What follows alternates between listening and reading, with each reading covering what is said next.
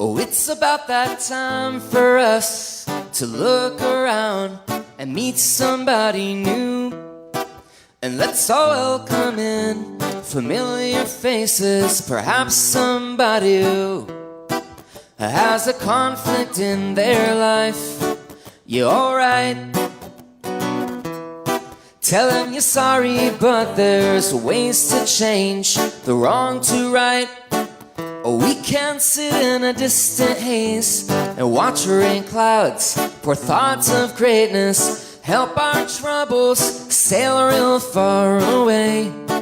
Yeah. And it's a struggle every day we're stressing, but what's a life without dedication? I'm gonna pick up that soul's intention to soak in music, relaxation. We're feeling good, feeling alright, yeah. Feeling good, feeling alright, yeah, yeah, yeah. Feeling good, feeling alright, yeah. Feeling good, feeling alright, yeah, yeah, yeah. Well, in a moment I'll be on my way to better days while life is changing. Even though I've had my share of pain, been sympathizing and realizing I got a feeling I could be a better friend, simply complimenting every now and then. 'Cause in the morning I wake up and miss the night before, 'cause I love the music more and more. We can sit in a distant haze, watch rain clouds pour thoughts of greatness, help our trouble sail real far away. Yeah. And it's a struggle every day we're stressing, but what's a life without dedication? I'm gonna pick up that soul's intention to soak in music, relaxation. We're feeling good, feeling alright, yeah. We're feeling good, feeling alright, yeah, yeah. We're feeling good, feeling alright, yeah. We're feeling good, feeling alright, yeah, yeah, yeah. Chris and Sabrina with The Link. Here on Breeze 93.9 FM.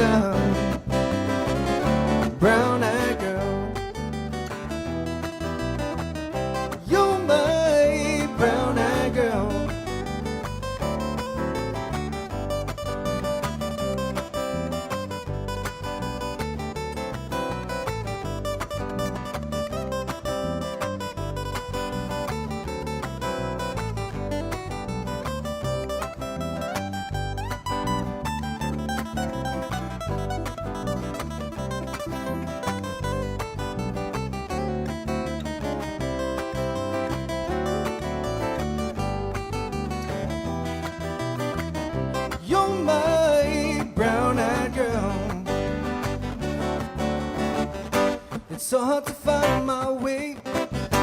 Now that I'm on my own, I saw you just the other day.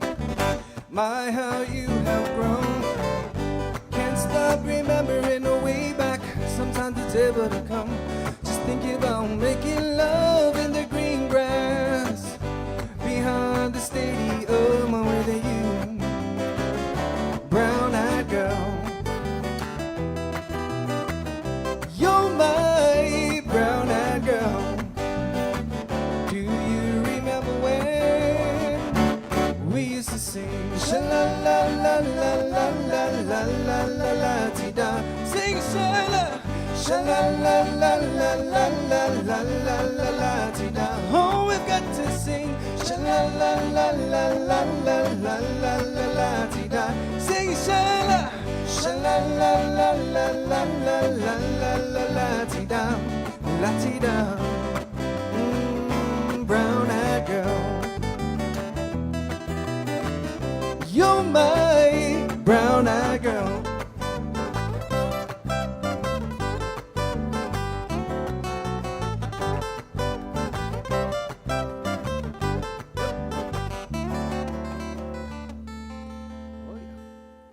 The Link.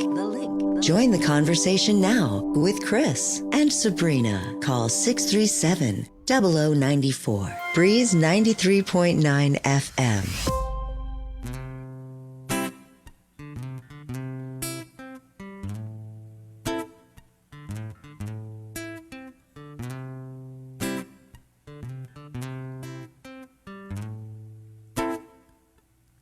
This is a compilation of words written down on the board of my dreams.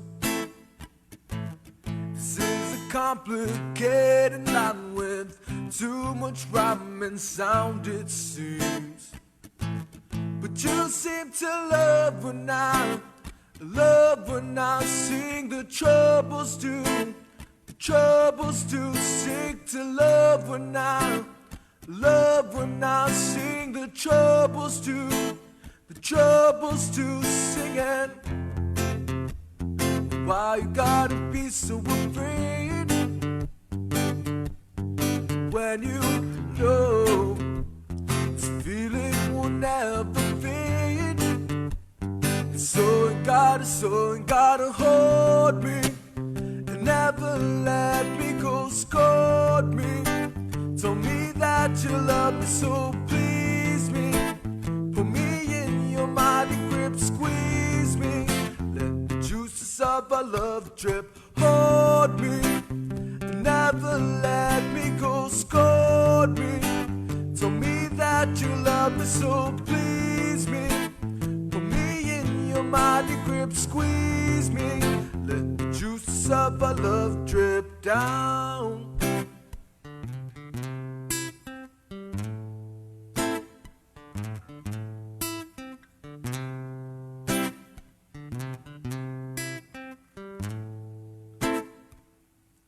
There is a hidden meaning in each strand that I can never understand to tell you.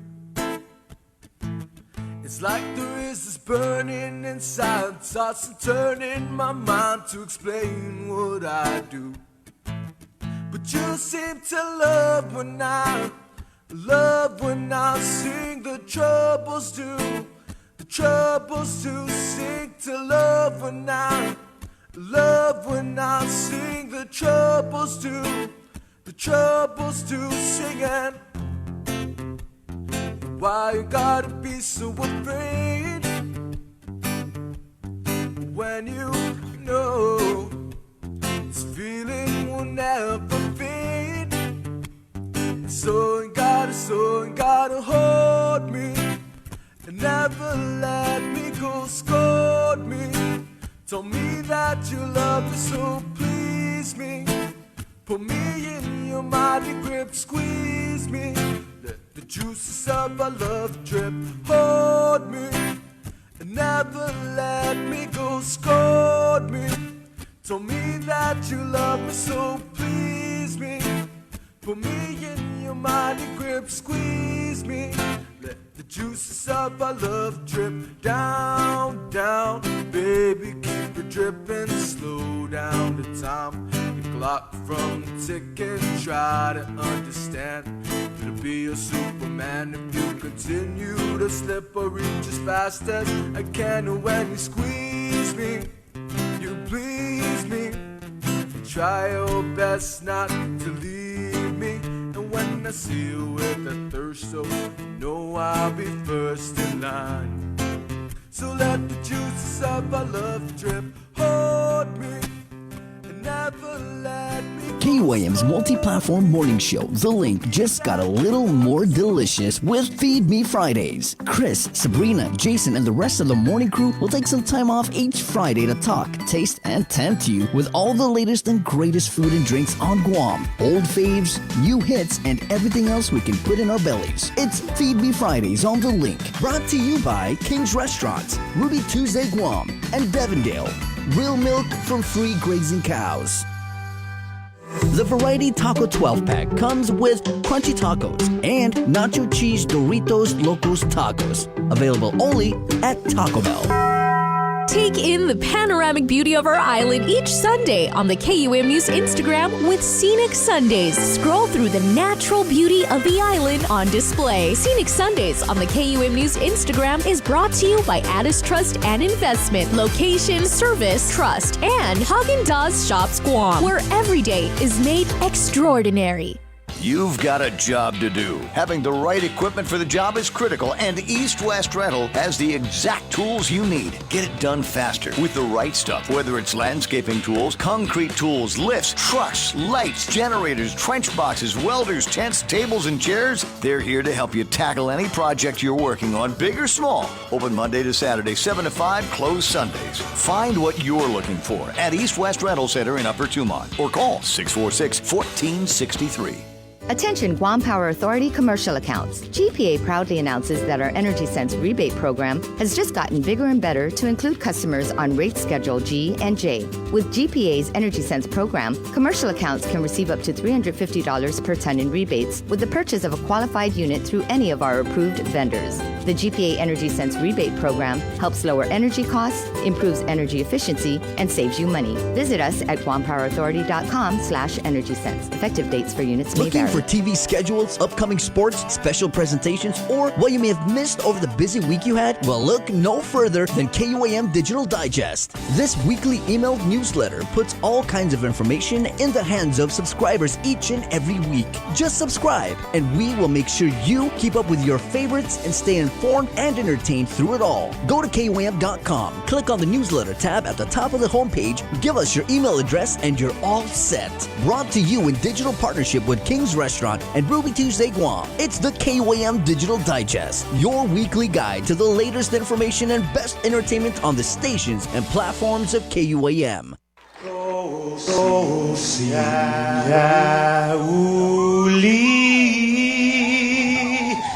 Die sombranzelten maakt. Et zu te saluda antes de niga. Radzaudzen malak estrezas durante todo imemu.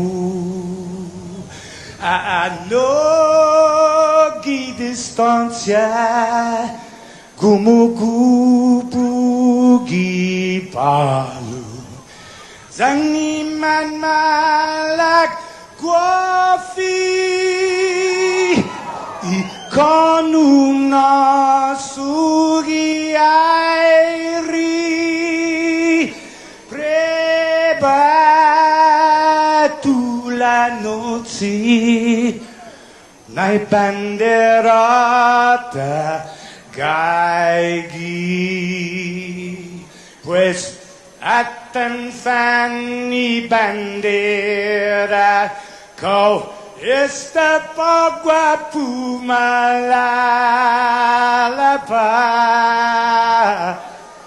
giluk tanu man libri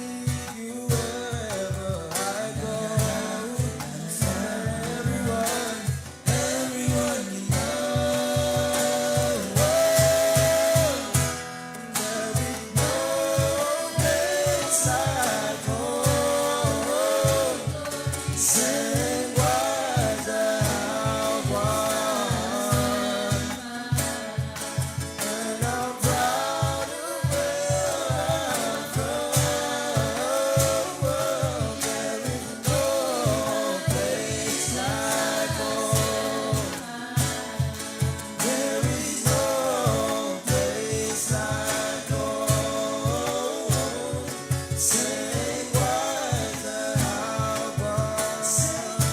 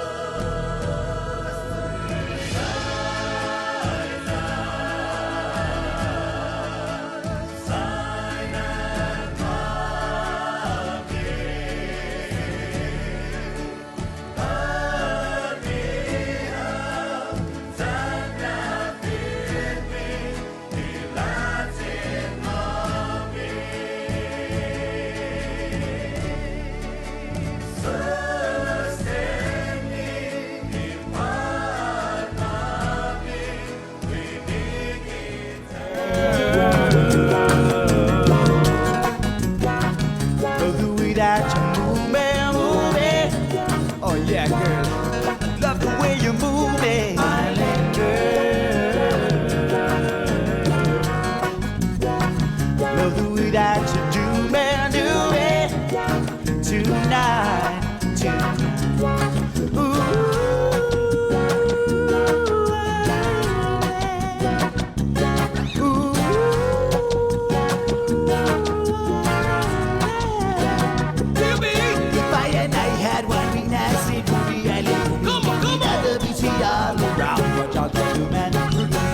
All around the globe. What time? These Cali girls will be the rubber to my city. If I had one of these girls as my companion, we'd be looking under the stars under the band. Right! Get out round the world and sing them countries got you off a lover, super dumb ass, make it the alley girls. Yes! What a millimeter girl, you number one. Beauty from an island man. So I'll be sending all my love to the princess of the sea. Melanesian, Micronesian, Polynesian beauty. Island girls, oh, pretty island girls. Love the way that you move me. Oh yeah, girl, I love the way you move me. Island girls, I love the way that you do me. Sing it out one more time for the ladies. Now everywhere that I go and every time I do a show, got a bunch of local girls all in the front row. They're knowing all the words and the way the song goes. Body bouncing all around like they playing the bongos. And they know they wanna come to the party. Kick it with the DUB crew and get naughty. Turn up the stereo so she can shake her body. Baby girl, I love you when you call me Big Pop. Island girl. Love the way that you move me. Oh, baby, I love the way you move me. Island girl. Oh, yeah. Love the way that you do me. Tonight, tonight.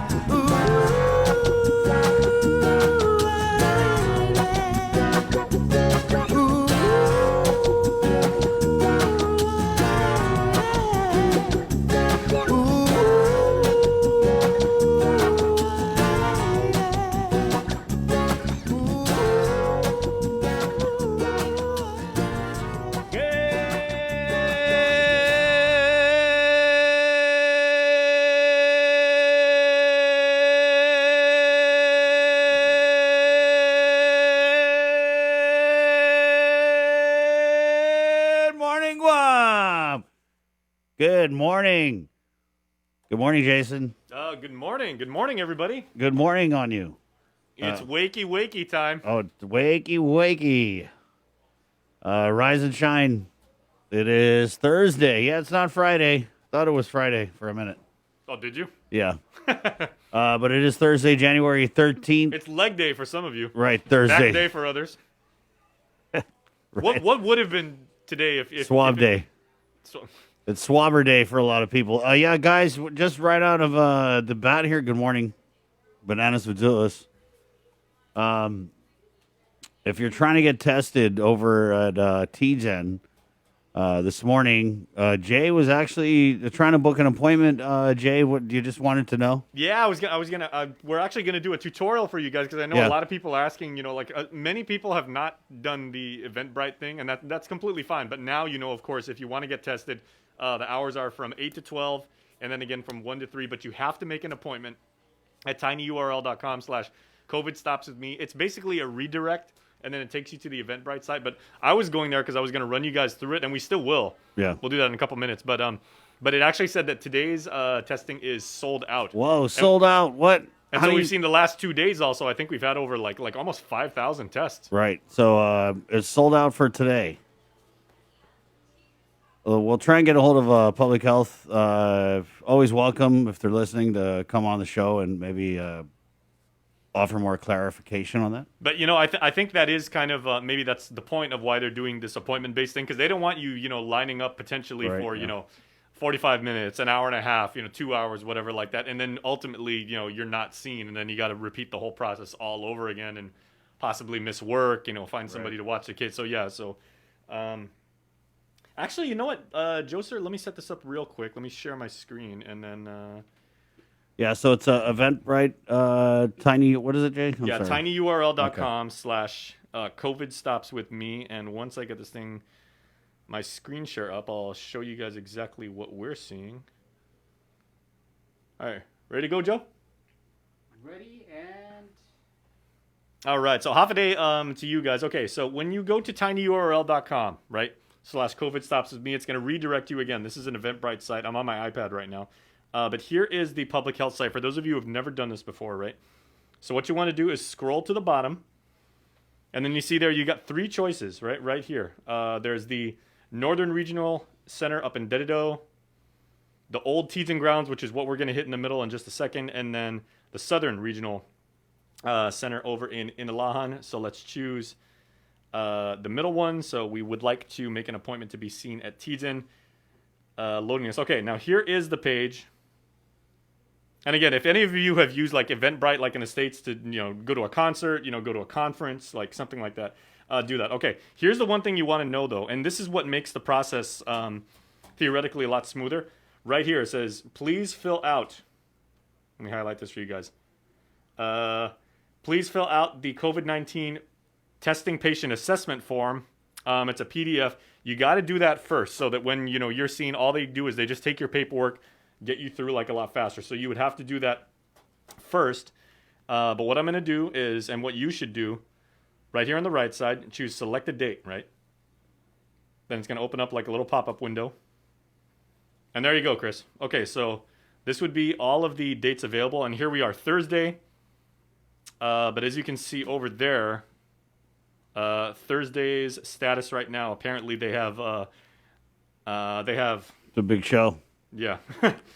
Big concert. Sold out, guys. Yeah, so sorry. So Friday and Saturday again. So it's a Friday and Saturday, 8 to 12, 1 to 3. So Right. if you wanted to do that, you could just hit, Jay, can you just check, what about the other public health testing sites? Are they, Sure. Do you book those too or what? Yeah, let me jump back to that. Oops. Okay, so I'm going to close this pop-up.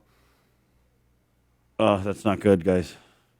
Okay, so let's say if we wanted to go here right up the street from us in Dedido, right? So I'm going to hit the Northern Community Health Center. Good morning. By the way, this is the link. It's 6:30. What's going on now is Jason is screen sharing the ticketing system for the appointment-based COVID-19 testing. TGen testing site sold out this morning. Yeah.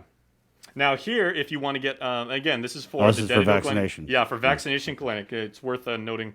If you want to receive the vaccine, same system, but they do have openings right there. So if you wanted to get it, starting at But 9 a.m. today. but not for testing, right, Jay? Right. Okay.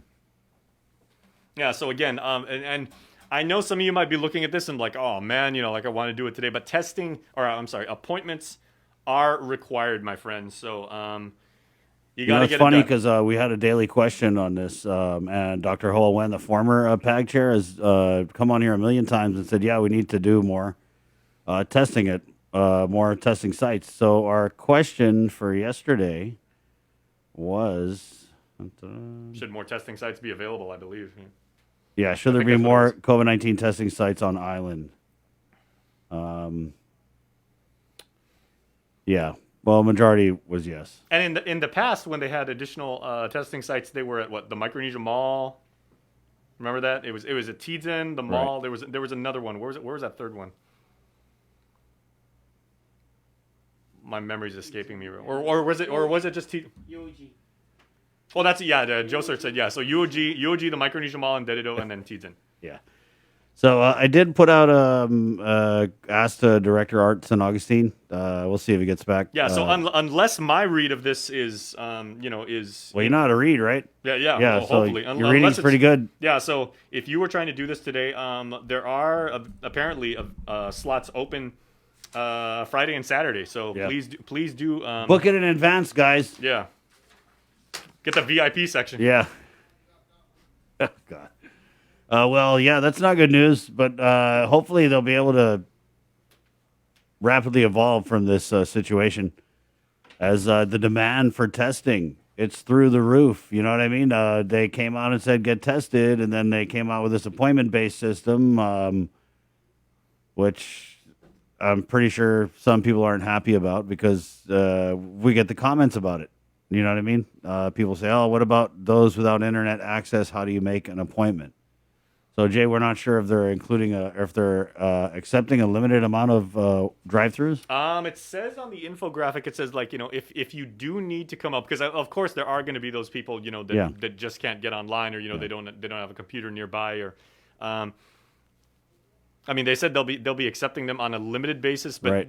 Still there's a big risk there that you could not be seen, but if you can maybe go to, you can even have your yeah. No, I don't want to say you make your kid at school. I don't know. It's just frustrating because we're in this surge, and their response is to test, track, and treat. And so we need to be able to test, right? That's what they keep saying. Dr. Berg has continuously stated the need for testing so that we can identify the positives, right?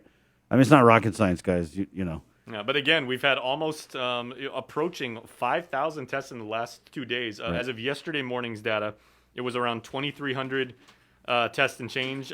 This morning, the information that was presented last 516 positive cases, Yeah. Jason. 2,452 samples. I'm sorry. I just feel that's warranted. 516. That's how I feel inside. But apparently it's mild. The governor said it's mild. Dr. Nathaniel Berg is. We did an interview with him, and he was basically saying that. We'll play the interview. Actually, we should just play that now. Yeah, or which one? The package or the full one?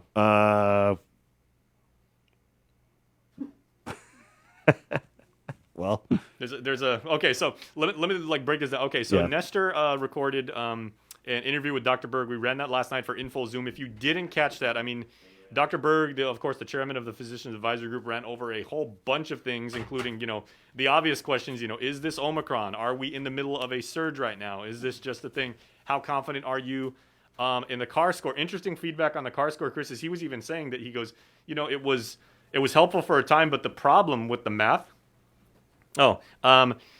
is it only works at small scales. So when, when the CAR score is like 4, 5, 6, he goes, it's actually, quite useful when you get up past 50 and 60 and everything like that. Like the math actually, the math still computes it, but it completely breaks down. And so talking about also what are the Nestor also kind of needled him on, could you give us some projected timelines about how long this surge has been, because of course going all the way back to 2020, the first lockdown and surge we had lasted 15 weeks, and then last year's thing was 19? Yeah. Yeah. So Nestor was saying how long do you think what this is? And he goes, if we all do what we have to do, and and hopefully the hospitalizations, don't get too excessive and everything. He was saying he's cautiously optimistic about the fact that we will pull through this. He said we could be stronger as a community. We could be stronger as a community. Yeah. So what do you want to do? You want to play the whole interview? Or you want to do the news? Yeah, we can. We got enough time. We're going to play this interview. It's Dr. Nathaniel Berg. Guys, just pay attention. He's the one who's calling the shots for the governor. Well, he's advising the governor on what to do, which there's no new restrictions. Basically, guys, they're going to let this Omicron run. That's what's going to happen. If we had 400, how many was it yesterday, Jay? Yesterday 422. Yesterday was 422. Yeah. Today is 516. 516, right. And then testing for today is sold out. So you can anticipate we're probably going to get a whole busload of positives. But they're saying it's mild. And, well, we'll let Dr. Berg do the talking here. Again, this is The Link. It's brought to you by Pacific Points, Calvo Enterprises, ITD, and Jack in the Box. Good morning. Coming up on the show today, we have the new chairman of the board for the Guam Chamber of Commerce, Mr. Ed Untalon. He's joined by President Catherine Castro. We also have a special report from Tomas Manglotnia on the impeachment of CNMI Governor Ralph Torres. Yeah, we talked about that yesterday, and Tomas said he faced 6 articles of impeachment. Right. And I was saying, okay, so I'm not a political guy, so I was like, how does this work? If he's impeached on one of them, did they just stop it right there, or does he have to go through all 6? Yeah. He went through all 6. Mm-hmm. He was impeached on all 6. Right, and so that's going to go to the Senate for trial, and we'll get the latest with Tomas. Also, coming up this morning, we're going to catch up with our good friend Big Ben Nangalta. as he's recovering from COVID and a heart attack at the hospital in Washington State. And then we'll break our fast with Taste with Toss this morning from the KUAM Podcast Network, where she's really talking about exercises for pregnant women, and she's got a great guest that we'll talk about it. It's coming up here on the link. But first, Nestor Lecanto with Dr. Nathaniel Berg. He is the chairman of the Governor's Physicians Advisory Group. In Full Zoom is presented by Calvo Enterprises, Inc. and IT&E. Half a day, everyone, and welcome to In Full Zoom. Our guest today is Dr. Nathaniel Berg. He is the chairman of the Governor's Physicians Advisory Group. Half a day, Dr. Berg. Half a day, Nestor. How are you doing today? I'm doing good. First question, of course, yesterday we had 422 new COVID cases, which is quite a lot. What's going on right now, and what are you going to be doing about it? Okay, well, first let me address the 422. I think it's that number is not surprising to the advisory team to the governor, including the Physicians Advisory Group. We predicted, and I'm not going to say we were special, we did it as a group because, based upon data that's out there. We predicted that after people came home from off-island travel, that some members would bring Omicron here. And I do see that people are saying we don't have it proven yet by having it genetically analyzed, but I think the people of Guam can be assured this is our Omicron surge. So how fast it spreads and how big our community is, we knew, if you will, that we would be up in the 400 range. In fact, it's not going to surprise me if we get to somewhere around 500-600 as the peak of daily counts, given our population and our population density, how crowded we live. So that doesn't surprise us, the numbers. The percentage doesn't surprise us, and the rapid growth in the numbers doesn't surprise us.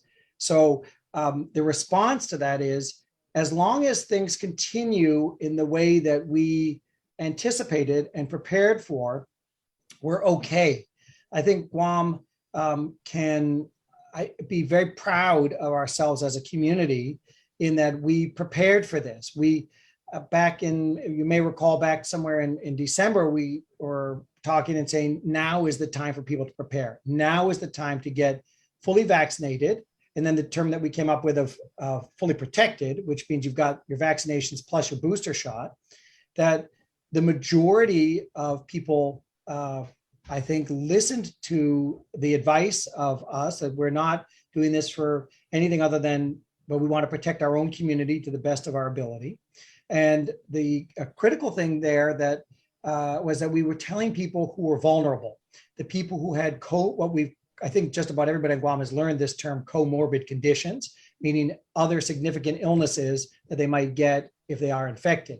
Things like hypertension, high blood pressure that is, or obesity, diabetes, and things that put you at risk if you do get at higher risk, that is, if you get infected with Omicron. And our hospitalization rates have remained low. Our death rate is extremely low. In fact, we haven't had anybody who's been fully protected or fully vaccinated die yet from Omicron, and we have a very low hospitalization rate overall, with only one person in the ICU at the moment. And that we are confident is due to the fact that those who had these comorbid conditions got fully vaccinated and fully boosted in advance, right? There are still some people who need to come in and get that done, but we think the majority of people have done it, and that's reflected in that. And I think if you want a comparison, compare the rest of our country. The United States of America as a whole has a record number of COVID admissions right now. It's huge. I don't know if I can say record, but it's I think I read this morning that it is at a new high, but that's not true on Guam. And we think that that's because the vulnerable people who are likely to have gotten hospitalized and potentially die they listened to the advice of their own healthcare providers and the leadership team, public health and the like, and went ahead and got protected.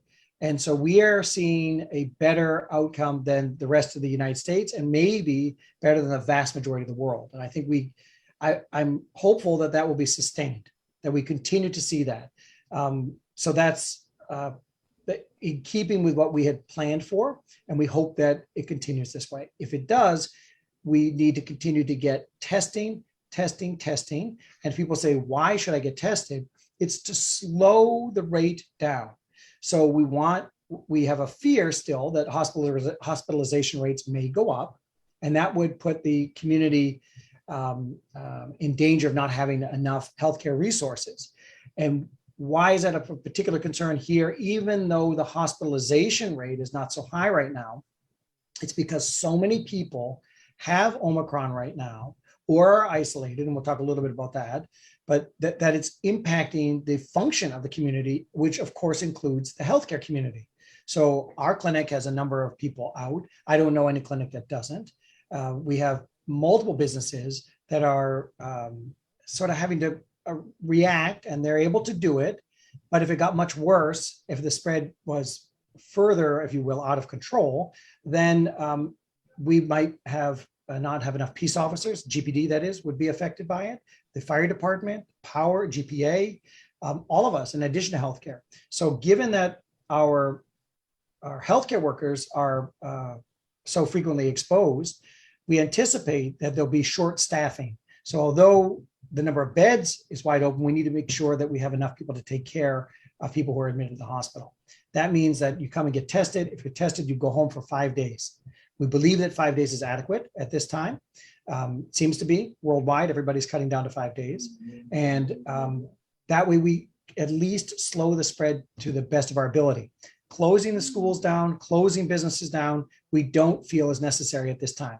I know that the governor keeps it in her hip pocket. If she needs to do it, she will.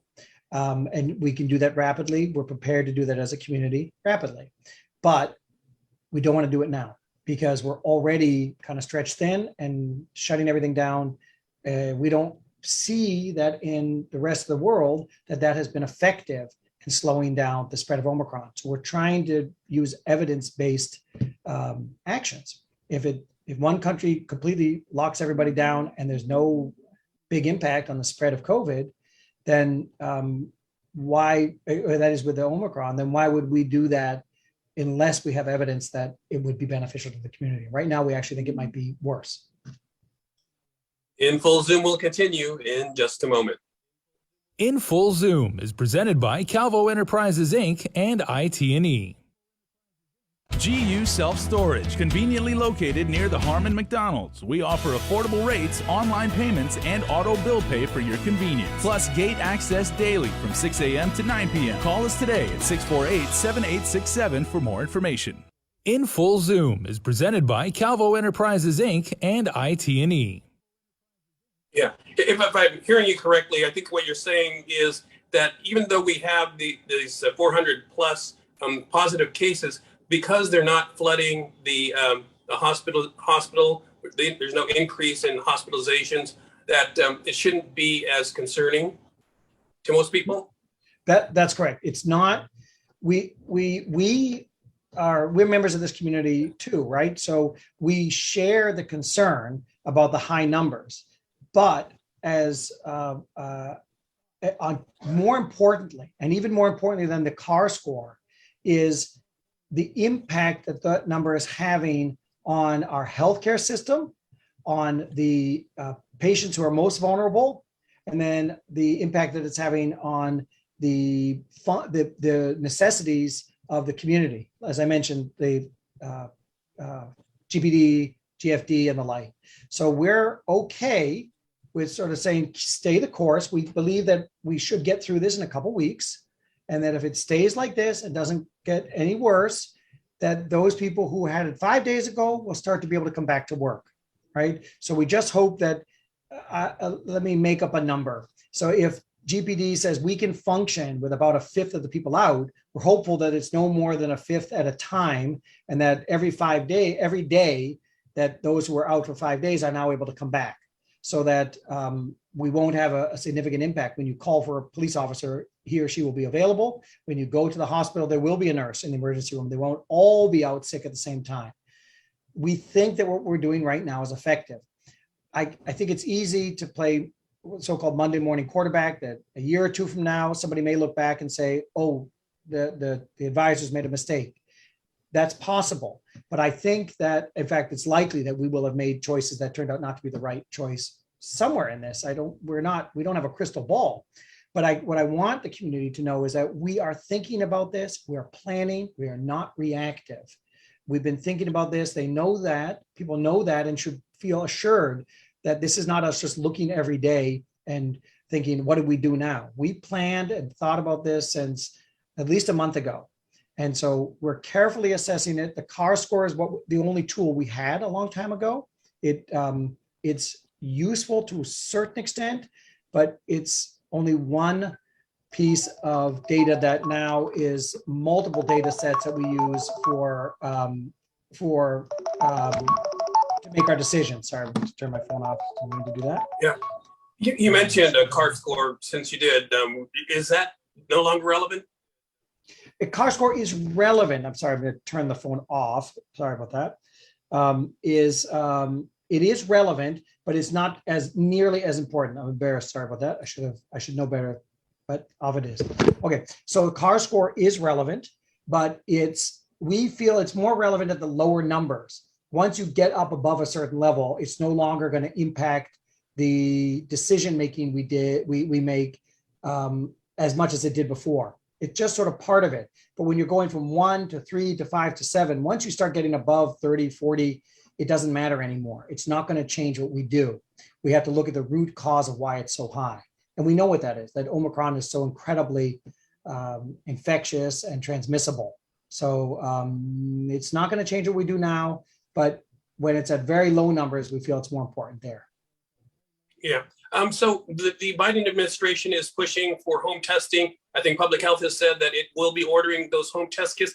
Will that have an impact on the public health authorities' ability to know just how pervasive the infection rate is out there? Yeah. So how would you guys know? In other words, if I'm, right. Because there's no. It's a double-edged sword, right? In that, meaning that it can be beneficial and also be detrimental. It's beneficial in that people don't have to come to clinics or go to to Teads-In or what have you in order to get tested. They could do it at home with an accurate test. And maybe there's slightly less accuracy by people doing it themselves versus having someone who's trained as to how to take the samples. But we think that society will benefit by people being able to test themselves at home for sure, without having to come in, meaning more people will be tested. The problem with it is, as you sort of alluded to, is people may not report their positive results to public health. So we're trying to weigh that now. We are going to get tests. They've been ordered, and we want to get them in the hands of people so that they can do home tests for sure. And we also think we may be able to combine that, which means when people come in for tests, if they're positive or they say that other family members were exposed, that we can hand them the tests and maybe show them at the same time how to do it properly, how to take those tests. Fortunately now, most of the newer tests, including the ones that public health is using and that we're using, you don't have to feel like they're poked the back of your brain. They don't have to go in as far, and with nearly the same accuracy as a PCR test. So that's good news on the horizon, that you won't have to come in. But even if you do, it doesn't have to be so traumatic. I've had a ton of them myself, and I'm kind of used to it by now, but it's not fun. I don't think anybody wants to get another test if they don't feel that it's going to help them. Yeah. So I wanted to go back to those 422 cases. Would you consider this a surge? Oh, for sure. Yeah. We're in the middle of the Omicron surge, which is our fourth surge. So we had the Alpha, we had 2 surges from that. And then we had the Delta, and now the Omicron. And the thing I think people need to understand, why we're not giving them names just because they're a little bit different. They really behave quite differently. right? And that's an important distinction to know that why people are saying, do we really have Omicron? We know by the way it's spreading, it has to be Omicron. It just has to be. Delta affected children more and people got sicker. Here it spreads more rapidly, but anecdotally, meaning just in my personal experience, I'm seeing less illness in children, less infection in children, and I'm seeing incredibly widespread infection in adults who have less exposure than they used to have, meaning they could say, I visited a friend for 10, 15 minutes, and then they come back and they're positive. Versus previously, you kind of had to have a little bit more exposure to be positive. You could be at a party where you were close and no masks and maybe talking loudly. Those were spreadier events. Now, it doesn't take much and people get it. But fortunately, not as sick. So that's why it's important for us to know what variety we're dealing with. I'm not a betting man, but were I a betting man, I would bet that we have virtually no Delta on this island at this point. And Alpha, the original one, is gone. And that was very different. That behaved very, very differently. Didn't affect children very much. Delta infected children and got them sicker. I might point out we only have one child in the hospital right now, despite having 400 positives yesterday. We only have one child.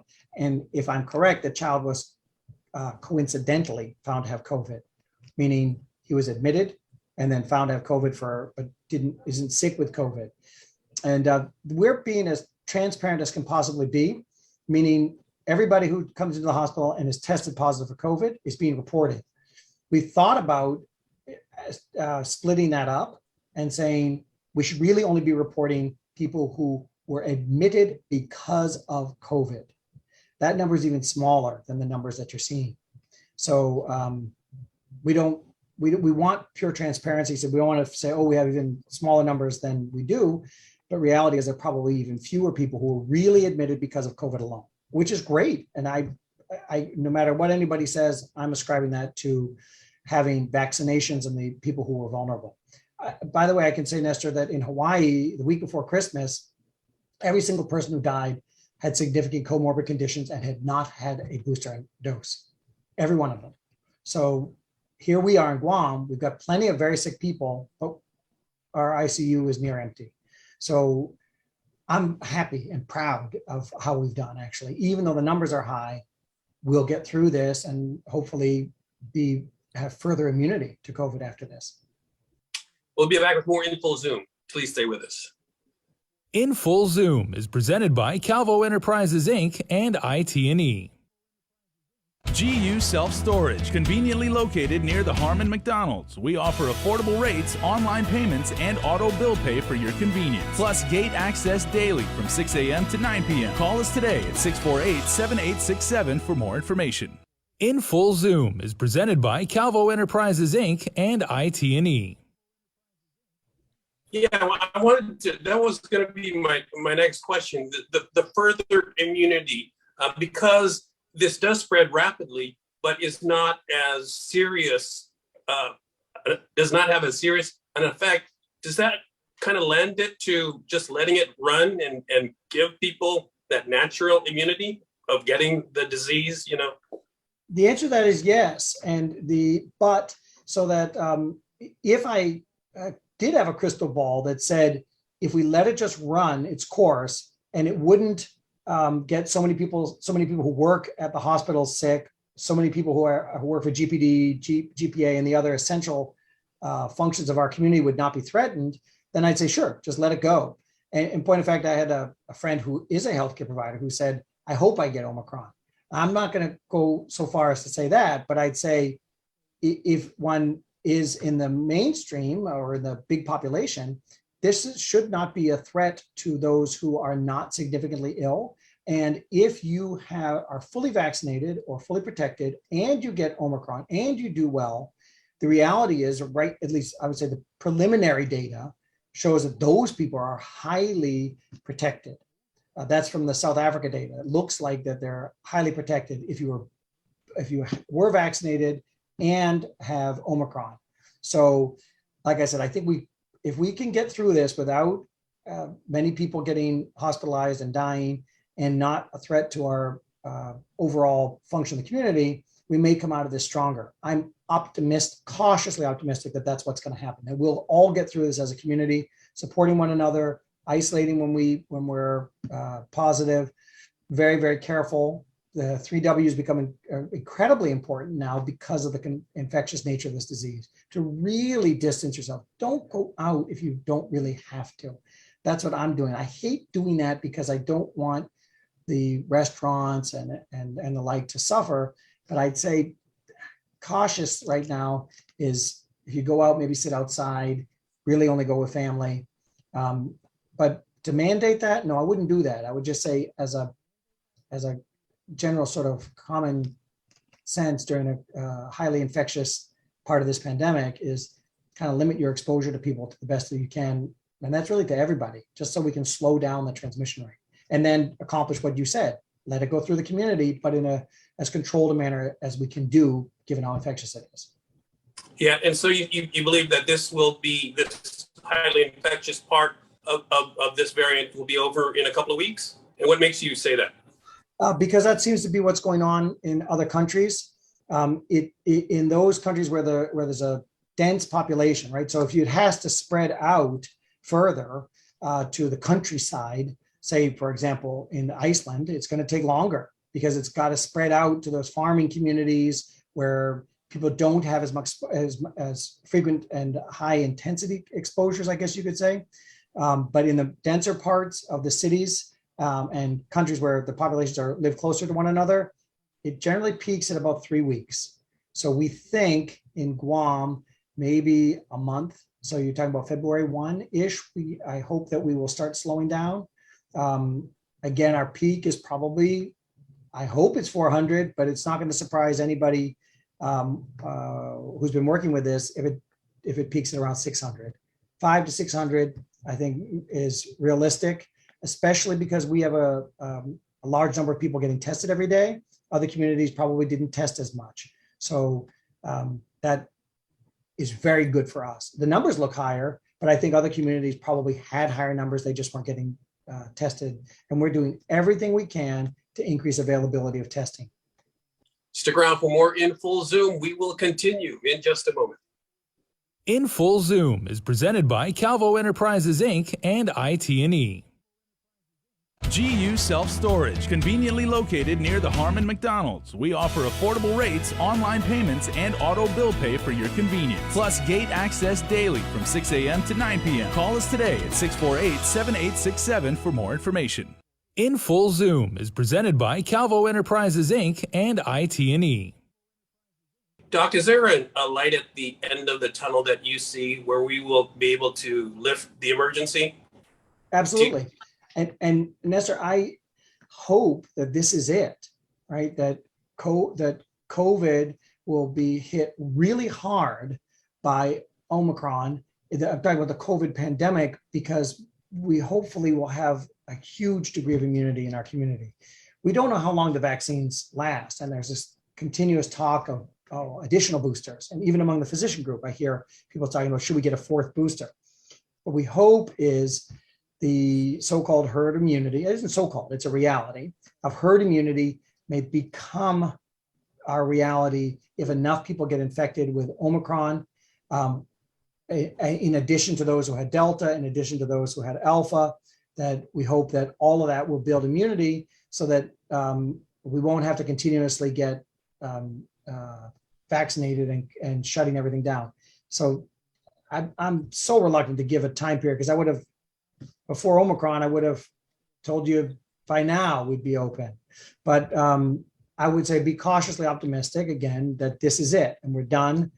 I mean, that's what we're praying for, all of us, right? That we can't continuously have our lives controlled. Right now, we need to have our lives put on hold for a little bit because of this. But I think that the anticipation that this will be the end of it is reasonable. And that's not totally non-scientific and just hope. In the 1918 flu pandemic, it basically went around the world 3 times. And then the last wave was extremely infectious, but that was it. And then it died out. And in medical school, we were told that it died out because it had altered or became a variant that was very infectious, but didn't kill people. And it went away after that because that was the dominant variant. We don't find Alpha variant anymore. We don't find Delta variant. We hope Omicron is done and no new variant will be able to infect people who have the combination of prior infection and vaccination. We hope. So this, to hope that. yeah. Go ahead. So Omicron could be the endemic variant if there is such a thing. Pray hard. Yes, but it's not an unreasonable thing to pray for. That it may be real. That this may be the last part. And I can't say it other than to say I don't see what threat is down the road. I hope we're okay. There's nothing out there that is worrying me at this time other than the unknown. All right, Doc, got about a minute left. You want to wrap this up? Anything you want to say to the public out there? Only thank you.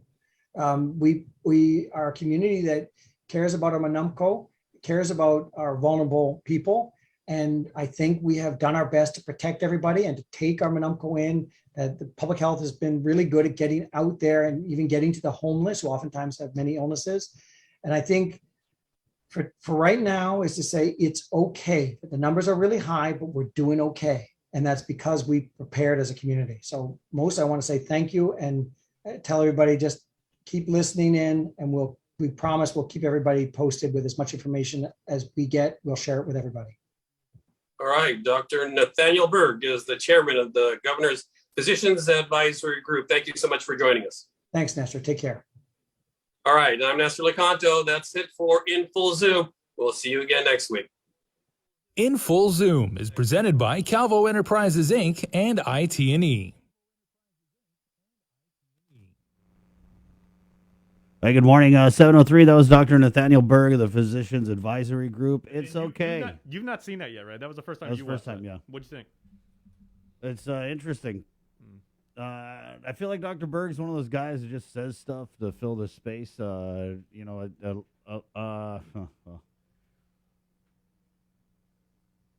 He's the chief advisor of the governor, and he's basically saying we do have a ton of cases, but it's okay because it's mild, and they're watching the hospitalizations. But we've been here before, you know what I mean? I remember the Delta surge. Dr. Ho was saying we got to prepare. We didn't do anything.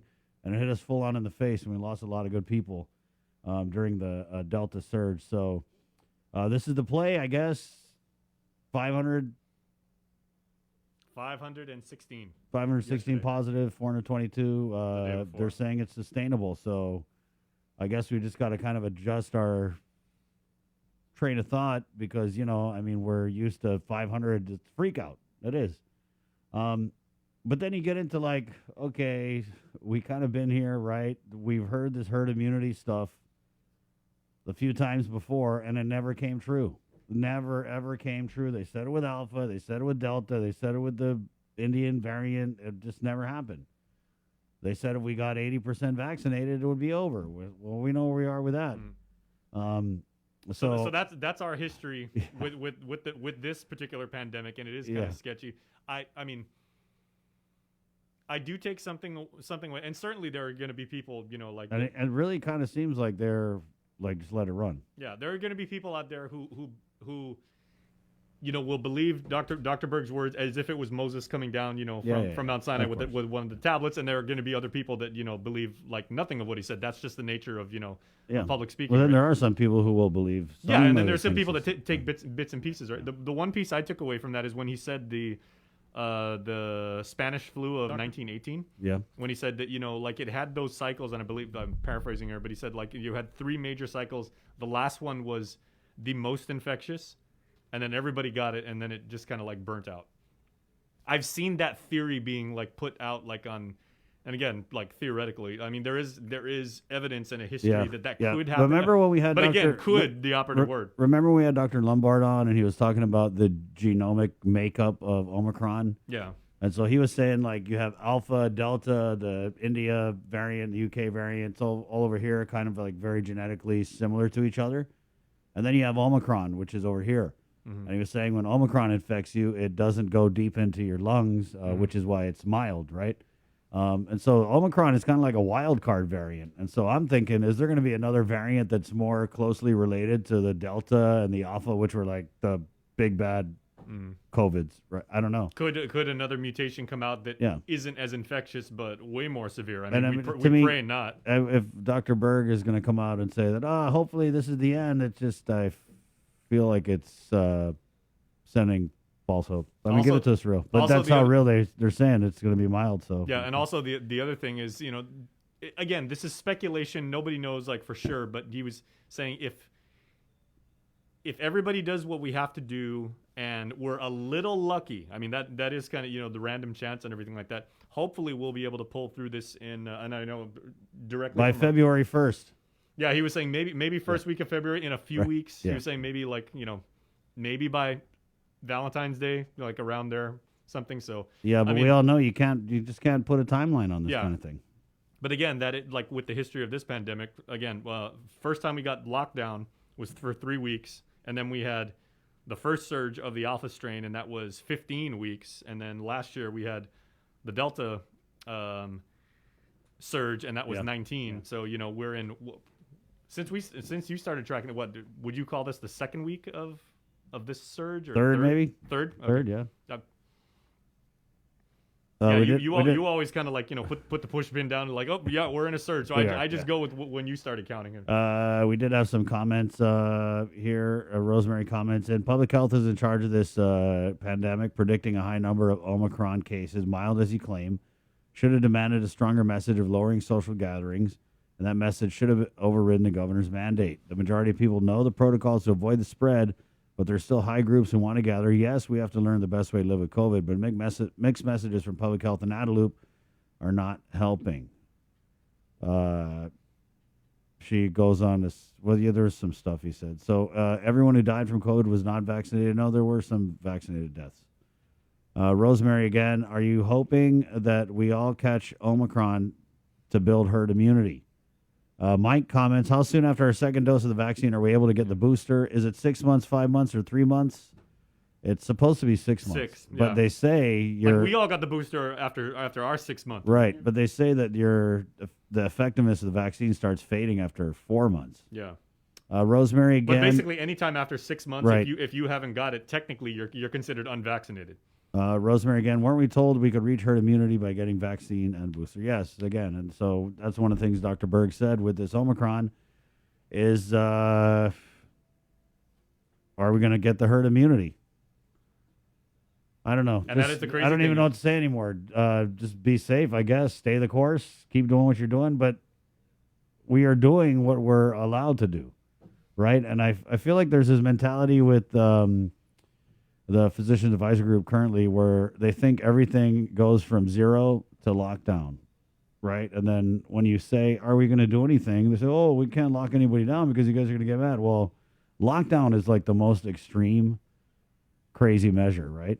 There are other mitigations that you can do to avoid the gathering because it's coming from the gathering, right? So, I mean, but if you follow what Dr. Berg said, they're not going to do that because they're anticipating that all the Omicron infections are going to be mild and we're not going to see the hospitalization. So if you just kind of change your whole mindset that it's acceptable to send your kids to school with, 500 cases a day, that it's acceptable to still gather in crowds of 100 people, even though we're getting 400, 500 positives a day, that's what they're saying. It's acceptable. And so I guess we just have to accept it. And what did Dr. Hoa say not 2 days ago when the last time he came on the show was he said he had a friend that they were getting ready for a wedding.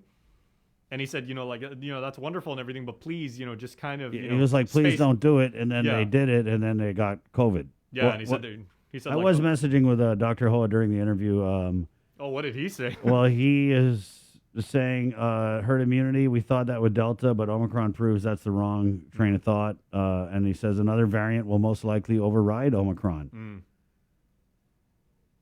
Yeah. So that's what it is. And to Rosemary's comment, because Rosemary's absolutely correct, is, remember there was such a huge, this big marketing push about we got to get to herd immunity and everybody, let's. That's the thing. It's like there's all these. What do they say? What's that saying? Moving the goalposts. Move the chains. So we were told, right? It was like, got to get the herd immunity. Got to get the herd immunity. First down.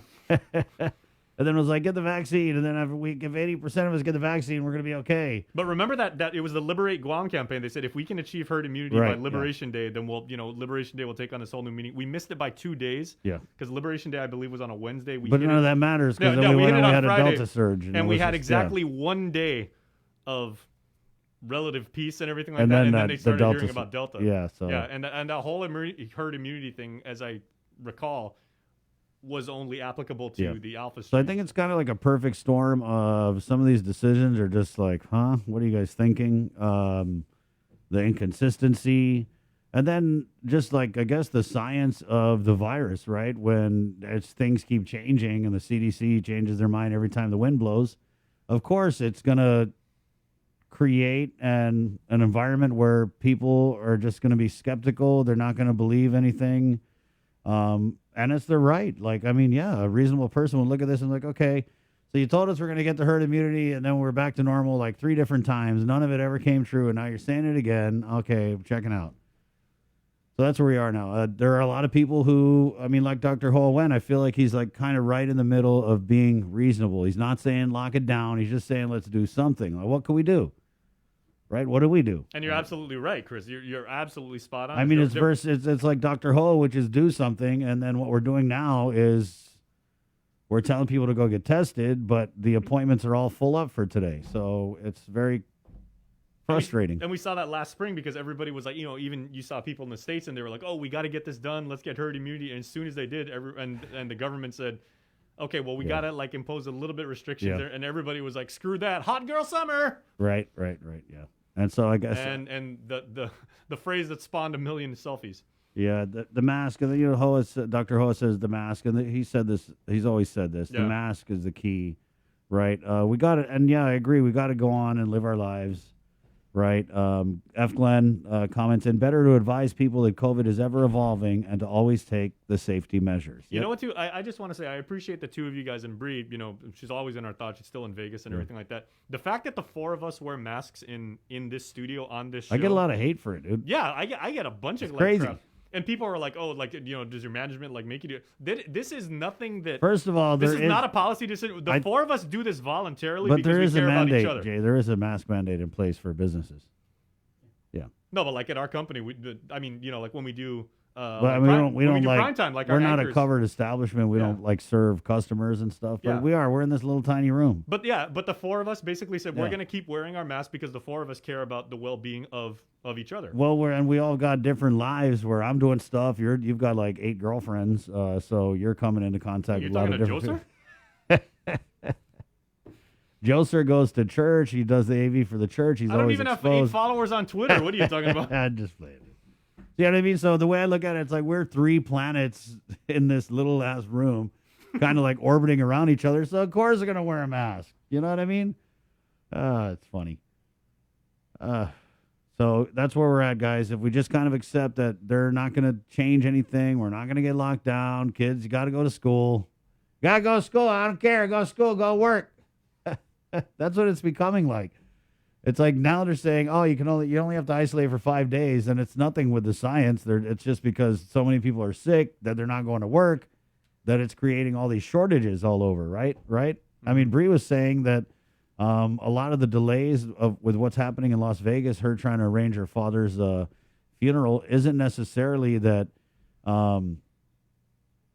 there's a backup of deaths from COVID. It's mostly because agencies don't have the manpower. They don't have the manpower because everyone's got the Omicron variant and they're all having to stay home. Yeah. And so the CDC looked at that and they're like, oh, God, we can't have everyone staying home for 10 days. Oh, you only stay home for 5 days. Or, click your heels 3 times and put on a mask if you're vaccinated and go get right back to it. I'm hearing some HR managers, too, from like some of the, like some Slack channels that I'm in, is they were saying, well, okay, if it's 5 days. What's the Slack channel? Huh? What is a Slack channel? Oh, it's like a big messaging platform. You can join them and it's conversations and or Twitter Spaces. Like when people, you ever tried Twitter Spaces? I have never. Like the all audio thing is really, really, really cool, really fun. Mm-hmm. But some people are saying, okay, if 5 days is what it is, some people don't agree with it. Other people think it is optimal, but they just say, okay, if we can get this 5-day rolling average, right? Like we got a whole bunch of people out right now. At the end of 5 days, they're going to come back. We got another batch of people out, so we have this kind of. I mean, we're going to have to run lean. And that's not great, but it's something that we can kind of work with. Again, not everybody is on board with that, but some people are like, okay, if that's what it is, let's try and make this work. Right. And then Dr. O was saying at the clinic level, what they're seeing with the positives is most of the positives we're seeing have one common factor: recent attendance of some sort of gathering, rosary, wedding, family celebration. How many people do you know that have contracted? Oh, I know a lot of people. Yeah, Yeah, I know a bunch of people. I know a bunch of people who are positive, and then I know a bigger bunch of people who feel sick and are just trying to stay home, and they don't want to go line up or wait forever or whatever. Yeah, so that's where we are, guys. That's one thing that Dr. Peter Lombard also says. He's like, okay, well, whenever the numbers come in, imagine how much higher those numbers would be if it actually reflected the true number of people that have it. I mean, it just blows my mind. Okay, so we had 516 last night. That's right. And if it's the Omicron variant, you can just already assume that each of those 500 people have already infected like 3 or 4. Yeah, but let's just be conservative and say 1 or 2. Oh, okay. Right, so that's okay, 1,500. And then those people infected. And then you got all the people who don't want to have to jump through 80 million hoops to get tested, who are not getting tested, right? So the testing only captures a small percentage of what's in the community. What was the number he said? Was it like 10% or something? Oh, like how? So it's basically like a snapshot, right? And if you're into stats, you would like kind of prorate the number of positives versus the number in the population. Yeah, and I've heard people like say like whatever the day's count is and everything like that. Maybe that would be a third of the actual. Yeah. But you know what I don't like, man? But think about like last night's numbers. That would mean that 1,047 people have it. I don't like the tone of Dr. Berg and the way that they assume that we're supposed to just know all this stuff, right? Because they don't come out here. They don't. I mean. We did that Zoom. It was a half-hour Zoom, and it was very helpful. But obviously, if where they're at and where we're at is so far apart, there's a huge breakdown in communications. So if Dr. Berg is coming on the Zoom and he's like, "Oh, what are you guys freaking out about? It's just 522, but it's just mild. We only got one in the ICU." I mean, you see that tone of like it's dismissive of our concerns, of our frustrations. Of course, we're freaking out. Of course, because we're just used to knowing that 522, like if they want to use a super typhoon analogy, well, 522 positives, that's like sending your kid out to school in 200-mile-an-hour winds. I mean, if we're going to use the super typhoon analogy, right? But if you say that we have 200-mile-an-hour winds, but, they're nice winds, very comforting, they massage your shoulders when they blow on you. I mean, it's just, you can't blame people. And what it takes consistent presence and consistent messaging, right? You can't have the governor saying, prepare for a super typhoon, and then Dr. Berg saying, oh, it's mid, 500, that's nothing, don't worry about it. That's what I mean. We're just so far apart. You got one person saying this, you got another saying that, and then you wonder why everyone has these credibility issues. Why we just can't make sense of this pandemic, and it's making people crazy. It really is. It really is. So that's how is it. May I ask? Yes, Jay. There isn't that much that we don't disclose to each other. That's right. on the air and off and everything. Oh. How's your mental health been? Oh, great! You can ask me that now, bro. Right here in front of all these people.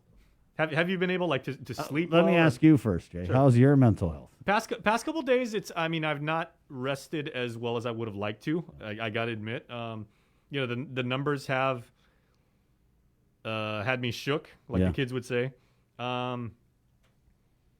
I got to be honest though, like watching Dr. Berg's like interview and everything like that gave me like a lot to think about. Some things academically make sense to me. Yeah. Not all of it. I completely agree. I don't with get it. all the Iceland comparisons. He is Icelandic. Oh, and, so that's yeah. Okay. Yeah, I know. Some people are saying, like, why is he always comparing us with Iceland? He really is. Dr. Berg is Icelandic and he owns a home in Iceland. One of my doctor friends was like, "What's the deal with Iceland?" Well, okay, so he's from there. And if you're ever seen by Dr. Berg as a physician and everything like that, he'll give you the. I mean, I was joking with him the other day. I was like, "Hey, Doc, if you ever tire of like medicine and everything like that, you got a great future in like the Iceland like Board of Tourism or something like that." Yeah.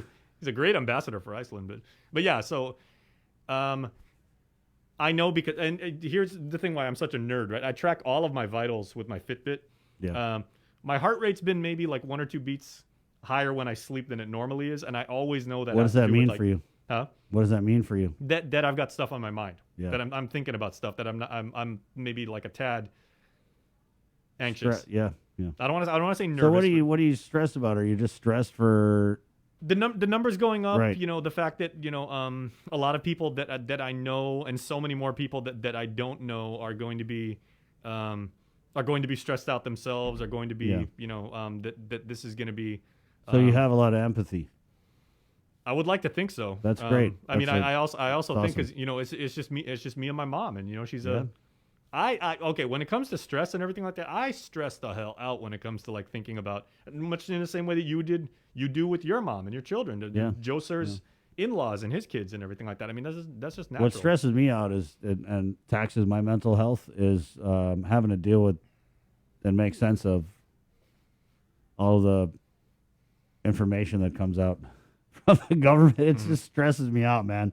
Have you It's ever had because a I weekend feel when like you- it's life or death. You know what I mean? That's how I feel. I feel like I don't care what Dr. Berg says. Omicron, people are going to die, right? People are going to die. It's life or death to me. That's what it's about. It's about saving lives. And so when you have a public health authority that, you know, not as accessible, when we're told to prepare for the worst, when the government doesn't do the same thing, right? When, you know, all these people who want to get tested who are freaking out because they don't know if, like, Nana's going to die of Omicron, or they don't know. They just don't know, right? People just don't know. And the leadership, we don't have strong leadership. It's kind of like AWOL, missing, lacking in a lot of ways. And that's what stresses me out. And then also with this pandemic, there's a lot of, like, I feel like there's a lot of corruption going on, and I feel like there's a lot of trickery, and our people are getting tricked on a lot of stuff. So that's what bothers me. Like, I don't like it when people try and pull one over on the people in Guam. I take it personal. And so I know there's a lot of that going on because it's election year. So when you ask how's my mental health, yeah, You're not at the breaking point. And I'm everything not, like yeah. that. I mean, and certainly there are. But a I lot think of it things to just think gets to everybody. It does. Of course it does. You And know what I you're mean? a you're a My parent, son, and my you're a son. he just went back to, he was online, right? And so he just went back to face-to-face. But we'd already signed him up for face-to-face. Little And Jenny. you can't back out. Yeah. And this was something that was in play a couple weeks ago. And so his first day of school back to face was on Tuesday, right? How many cases do we have on Tuesday? How many cases do we have on Wednesday? How many cases do we have today, right? So, yeah, it's stressful. But what can you do? You got to live your life, right? Am I stressed? Is my mental health a little taxed? Of course. But, you know, I'm still going to the gym. I'm still doing things. I'm still getting food out in the room. I'm still living my life. But that doesn't mean that it's not going to affect me or you or anybody else, right? I think everybody's kind of carrying a weight from this pandemic that maybe they just don't know they're carrying. And you won't know you've been carrying it until it's over. It's like, you know, when you're running, holding something, and then you put something down, you're like, oh, damn, I'm like 5 miles an hour faster. That's how it's going to be. This thing's going to be over, and then we're going to feel like so refreshed and so, hopefully, you know what I mean? Here's a perspective. And that's when you're going to know that you were carrying a weight this whole time. Here's a perspective, and thank you, Gina Marie Tenorio Call. Let me bring up this comment because, oops, where was that? Gina just had a. She's basically, there. I honestly think the scientific trend, Gina writes, of having weaker variants over time is correct. I hope Omicron is the weakest variant to allow us to finally get over the slew of the coronavirus. You know, I mean, obviously, yeah. What is coming down the road, we have yet to see, and we can't predict what's going to happen. If that theory helped your mental health, yeah. I mean, maybe that is a form of medicine right there. I mean, if it gave you some hope, yeah. If it let you sleep better at night. Let me tell you something. My oldest son gave me this. He said, Dad, no expectations, no disappointment. So when Dr. Berg and everyone says, Omicron, this is it. It's weak. It's like, this could be the end. Yeah, go catch it. Guys, it's the latest thing. I don't buy into it. Because I just, I'm not going to think it's the end until I know it's the end, right? Because we thought it was the end after Delta, right? We've celebrated this before, right? How many times have we celebrated winning this pandemic, right? And then we had the governor a couple weeks ago saying we beat these surges, which we didn't. It came at a heavy cost. I don't think it's a win. You can't win the COVID. You just got to deal. Well, Chris, you are a really, really big baseball fan. And maybe if we can quote from the great philosopher, the great late Yogi Berra, it ain't over till it's over. Amen, bro. Amen. Guys, Sabrina is still off island. Yeah.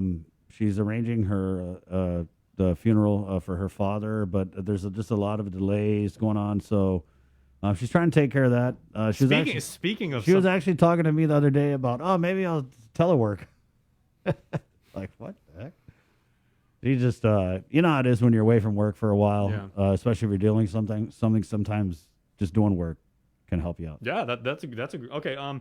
Since we are talking about all things coronavirus, can I mention the vaccination clinics? Yes, please do.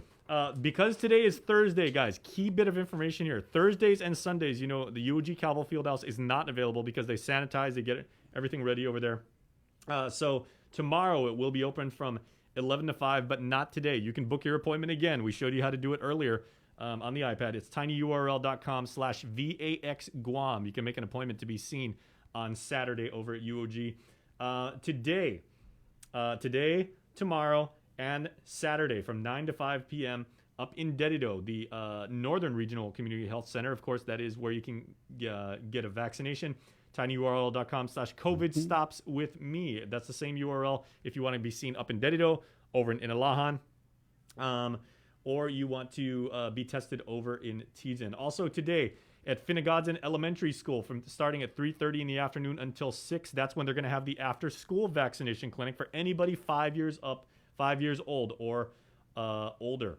On the 18th, that's next Tuesday, Price Elementary in Mingilao is going to host the after-school vaccination clinic. So please make plans for that if you want to get your little ones vaccinated, or anybody ages 5 and up. That's the Pfizer, Moderna, or Johnson & Johnson. So Tuesday, Price Elementary. Wednesday 3 to 6 over at Upi Elementary, and Thursday MU Lujan Elementary School in Barragata starting at 3:30 in the afternoon. So if what we've been talking about, what you saw like from Nestor's interview with Dr. Burr, if it's motivated you in any way and for whatever reason to go get the vaccine shot, there are opportunities available to you. So if you want to do that, please take the opportunity. Yeah, but when you have the chairman of the Physicians Advisory Group going on the link saying that it's mild and they're not really concerned about 500 some cases, then as a parent, maybe you're having that conversation. Well, if it's mild, why do I got to do it? Why do I got to get my kids the vaccine? And so that's what I mean. It's very conflicting. It's like it'll just blow your brain right apart if you think too much about it. But please do think about it, okay? Don't stop thinking, guys. It's right up there with breathing. It's a good thing to do. 7:29, we're going to take a quick break, and we're coming back with a new episode on the KUAM Podcast Network. We've also got the new chairman of the board for the Guam Chamber of Commerce, Ed Antalan. He's going to be joined by the president, Catherine Castro. And then 9 o'clock, I don't know if you guys heard, there's a little thing of impeachment going on in the NMI with the governor, Ralph Torres. They went 6 for 6 yesterday. It as was far hot, as those man. articles. Did you watch the hearing? They had the public testimony. It was wow. And Tomas was all over. Part of it was, again, we're like sports guys, and what's typical these days is they have like what they call like the mega cast. We saw what was going on in the live stream, and then Tomas was like in our group chat and everything like that, giving us basically like the play-by-play. But a great reporter hustle by Tomas. I mean, he has been absolutely fantastic. Yeah. Also, I just got word from the Vax clinic yesterday at DL Perez that they administered 125 vaccines and boosters. Okay.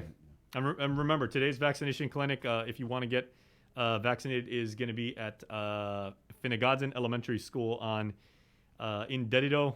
If you've never been there, if you know where the Northern Public Health is, it's basically right across the street, right next to Angels Field. Halsha-Roma Field. Gina had a good comment here. Hi, Gina. Good morning. She says it's important to have hope, Chris. As a teacher, I have to give hope daily to our vulnerable and concerned minds in the classroom to maintain the course and to practice their safety protocols even at home. I have to maintain calm and positivity to keep kids motivated to come to school and continue to try to do their best. We have to find hope and keep it going because it's so easy to succumb, oh God, it is, and get depressed over this illness that has taken hold of us for a couple years now. Teachers carry hope, and I pray others can too. That's a very, very nice comment there. God bless you, Gina. Gina. She also wishes condolences to Sabrina and her family. Matt Green here. It's not the end until Dr. Fauci says so. Okay.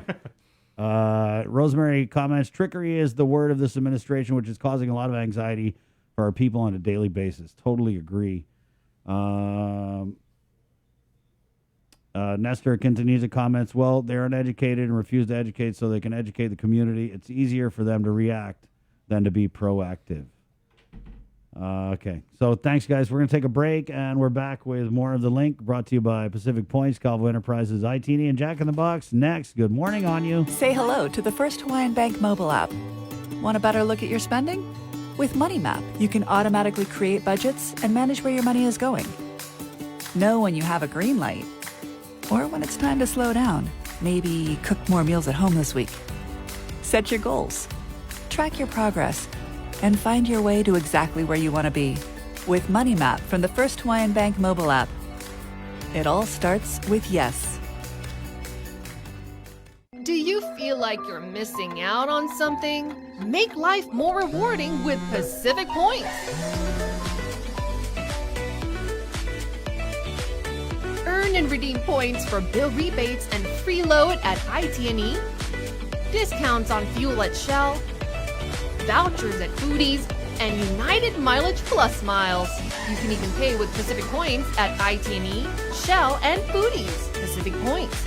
Do more, get more. Mariana's Irrigation and Landscape Superstore. Stop on by and visit our showroom today. We offer everyday low prices on all major outdoor power equipment like bush cutter, chainsaw, power washer, generators, and more. Need service, repair, maintenance? Well, check out Guam's best superstore only at Mariana's Irrigation and Landscape, located in Barragata along Army Drive between Submarina and Besta Market. Call 735-7446 for more information. Now shipping to surrounding islands. Mariana's Irrigation and Landscape Superstore.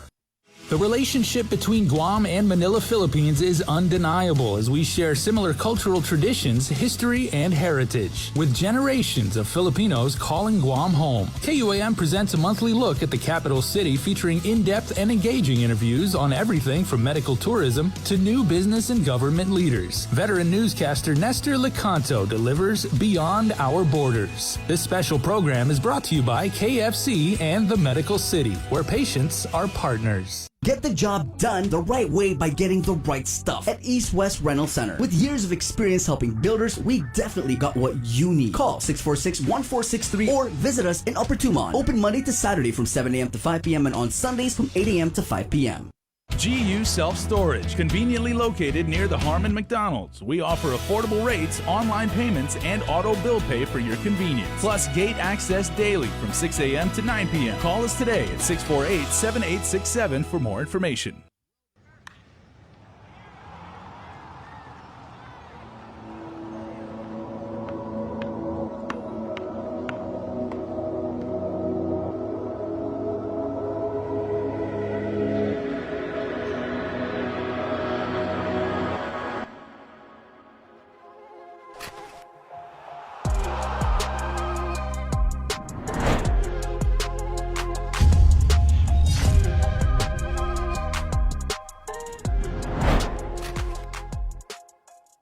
I didn't get screened because I was just afraid of it. I procrastinated.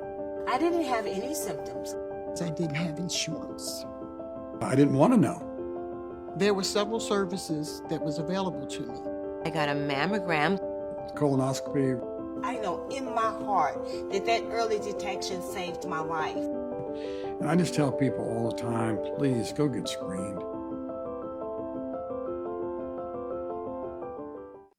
The Culture Club returns to KUM Digital and KUM News Weekend Edition, highlighting Guam's young artists, activists, and crafters as they work to protect, preserve, and promote our Tamoto culture. Watch this weekly feature on the digital platforms of KUM News Weekend Edition, brought to you by Hanum, the freshest bottled water made in Guam. The world of television is more exciting than ever. Don't miss a minute of special presentations from NBC on KUAM TV8 or from CBS on KUAM TV11. Every month, we'll bring you the fun and excitement of award shows and red carpet moments, special series presentations, and other great network programs. Brought to you locally by King's Restaurant, Ruby Tuesday Guam, and Docomo Pacific, giving you more reasons to tune in and turn on. Fall in love with TV again with the best from KUAM Communications. Let us know what's up on our KUAM News WhatsApp tip line at 671-727-0094. Share information about what's happening in your town, on Guam or the Sinamai, and what you want us to know. Reach us on WhatsApp at 671-727-0094. We know you're tired of hearing about COVID-19. Some of you are probably wondering whether this is ever going to end. However long it takes, we all have to do our part, including our children, to hold the line. You can protect yourself and your family by getting vaccinated. And if you're already vaccinated, don't let your guard down because you can still give and get COVID-19. And if you're not vaccinated, remember that if you catch the virus, you could suffer more severe complications. At the end of the day, it's the choices we make to protect ourselves, our families, and our community that will control the spread. We know it sounds repetitive at this point, but again, wash your hands, watch your distance, and wear your mask. Together, we have to hold the line. Take in the panoramic beauty of our island each Sunday on the KUM News Instagram with Scenic Sundays. Scroll through the natural beauty of the island on display. Scenic Sundays on the KUM News Instagram is brought to you by Addis Trust and Investment, Location, Service, Trust, and Haagen-Dazs Shops Guam, where every day is made extraordinary. This season, KUAM Communications is ready to go with more games, more championships, and more sports specials guaranteed to bring out the fan in you. Don't miss a minute of gameplay from NBC on KUAM TV8 or from CBS on KUAM TV11. We're bringing you all the action and excitement brought to you locally by Marianas Irrigation and Landscape and Docomo Pacific.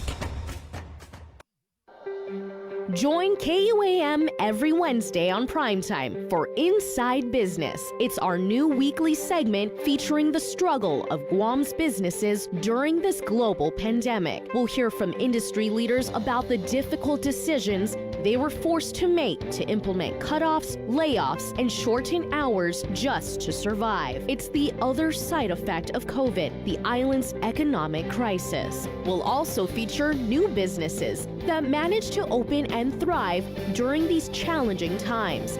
It's Inside Business every Wednesday on KUAM News Primetime.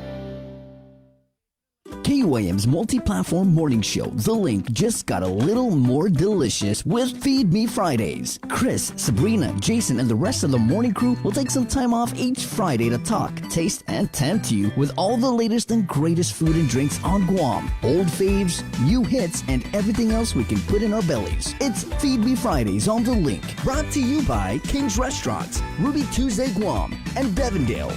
Real milk from free grazing cows.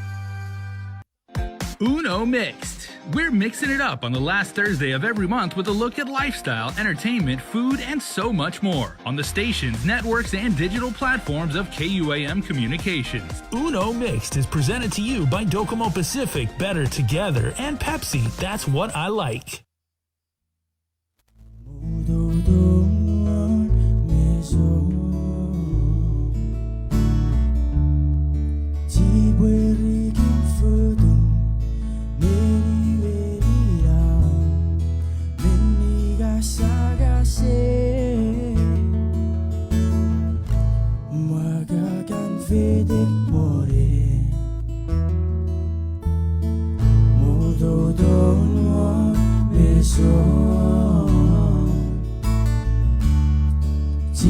Hey, good morning. I actually just got a message from Public Health Director Art St. Augustine.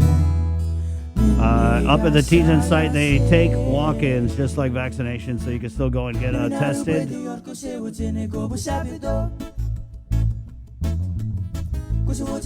Okay, so there you go. Because they were full up, Jay, on the website, right? Yeah, we so if you missed the opening of the show, Joser and I did like a little screen share tutorial for you guys about exactly how easy it is and how much time it takes. And how many clicks was it, Jay? How easy was it? I want to say total number of clicks is like maybe like 4 or 5. Well, that's it? Yeah, Wow. so again, tinyurl.com/COVID stops with me. Today's appointments at the Old Carnival Grounds in T-Gen sold out. So that is one of the benefits of Sold out show today at T-Gen. But there's still some tickets left for walk-ins, guys. Big show. Yeah, this there's- Sunday. Oh, actually, There's it's not some on guy Sunday. that's outside T-Gen. He's like, hey, get your tickets, man. I got 10. What you got? You got 10? I got 15. 15. You got a 1 o'clock opening. So remember, you do need an appointment, guys. But today's apparently are sold out. But you can still make an appointment for Friday or Saturday, 8 in the morning till 12 in the afternoon. Right. Then there's a 1 hour break just to clean things up and get ready for the next batch, which is 1 to 3 p.m. That's for testing. If you need to be vaccinated, please make your appointment at tinyurl.com/VAXGuam. Yes. All right. Let's get right to it. In the KUAM News Link Zoom room, Tasiata from Taste with Toss, and we got a new episode on the KUAM podcast network. Toss, good morning. Good morning. How's everybody doing? We're doing pretty good. Right, Jay? We're okay? Mental health's good? Yeah. Good. Right on. We're hanging in there. Toss, you got a new episode, and this one... Talking about fractals and like Winamp I know, I was visualization. waiting for it. Wait for it. Somebody say it. Somebody say it. You know what we got to do? We got to start a Patreon account of just like the stuff we talk about during the commercial Yeah, break. the tidbits, right? That's the real goal. That's the get one of the show. That's the fun stuff. Tasso, we're focusing on the Mapotgi in this episode, Yes. right? Yeah.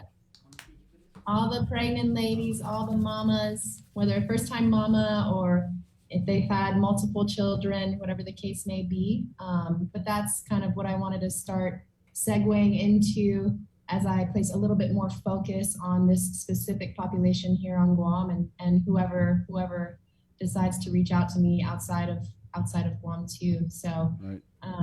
Toss it's I mean, just stereotypically, right? When you think of and you know, I have 5 kids, so I have a little bit of experience with dealing with women who are pregnant. But a lot of times the stereotype is it's like, okay, I'm pregnant, I'm just gonna eat whatever I want, or just deal with it after the baby, right? But that comes with its own set of problems, which you're trying to mitigate, right? Definitely. So really just trying to educate our community and then also give them an option to take control of their health during this special time. And I mean, for a lot of women, it is a time to take some positive health changes, lifestyle changes, things like stopping smoking, not drinking for 9 months. And so why not add on things like maybe increasing our level of physical activity. And like you had said, being a little bit more intentional with what we eat, because now we're eating for 2, and what you eat, baby also eats. So kind of putting all of those things together and just giving women who maybe have never had any type of formal education on what to do when they're pregnant, how to exercise while pregnant. So finding a way to kind of give that to our women here. Right. Yeah. And that's what my next question was, how do you exercise when you're pregnant? And how hard was it for you to kind of, I mean, I don't know if there was like existing programming out there, but how hard was it for you to kind of come up with movements that benefit pregnant women that they're comfortable doing? And so early on, I mean, I've only started to work with pregnant women later in my physical therapy school programming during my clinical rotations. And luckily, I was alongside a PT who had a lot more experience working with this specific population. But when you're faced with something like that, of course, it would behoove you to take responsibility and do your due diligence, doing research, and so kind of made it a point to even create some sort of education piece on that, not just for me, but for the other providers in the clinic, because there will always be pregnant women. They're not going anywhere. And I think it's about time that we are better equipped to address their health concerns. Because like you had mentioned earlier, there are certain risks associated with being pregnant. So things like preeclampsia, which is just a fancy word for high blood pressure associated with pregnancy. Gestational diabetes, same thing, it's diabetes, but that comes on or is induced with pregnancy as well. And then there is such a thing as excessive weight gain. There is a way to gradually gain weight in a healthy manner and or dependent on where you are weight-wise, finding that happy medium to make sure everybody's healthy and ready for labor and delivery, because it is an intense time and it requires a lot of effort on mom's part. So. And do any of these exercises that you do help strengthen mom for labor and delivery? Yes, exactly. So I think once we kind of learned a little bit more about the changes that mom undergoes throughout those 9-10 months, whatever the case may be, that just gave a little bit more perspective of, okay, so their weight is distributed differently. They have more laxity in their ligaments and their joints. And so what are things that we can do to combat that? So things that are more stabilizing. So exercises that focus on better managing their positioning through their posture. But then also other things that will always be beneficial. Things like squatting, things like picking things up from the ground. So similar movements like that of a deadlift, and not necessarily using a barbell, but using similar type movements with whatever is appropriate for mom. Because baby weighs quite a bit, and all the other things that come with baby, car seat, diaper bag, your things. And so making sure we're ready for even what comes after. But at the end of the day, it's a highly traumatic event. They're going through bouts of pushing down hard, and they're having to do that every 1 to 3 minutes. And so you think about, okay, what's similar to that outside of labor and delivery? So high interval training, and granted, we're respecting certain things, right? Their symptoms and how much effort they're willing to put out and what is perceived as hard for them. So everyone is different, but we all have these standards that we can use to help them better gauge what is appropriate for them and their pregnancy. So. You know what I thought was cool, Toss, was you're making these little videos, right? Yeah. Demonstration, demo kind of videos, and we actually have one here. So how do you want to do this? You want to? Yeah, go ahead and show it, and then I can kind of give my little spiel about it. Okay, so here we go. So Toss, how many of these little videos? If you could just give us a little description of what I'm about to play. Oh yeah, so I think I gave you the split squat. And I actually have Mia, who was on the episode, the Taste with Toss series, is the first of its kind. And so she was in her 3rd trimester, I believe, in that video.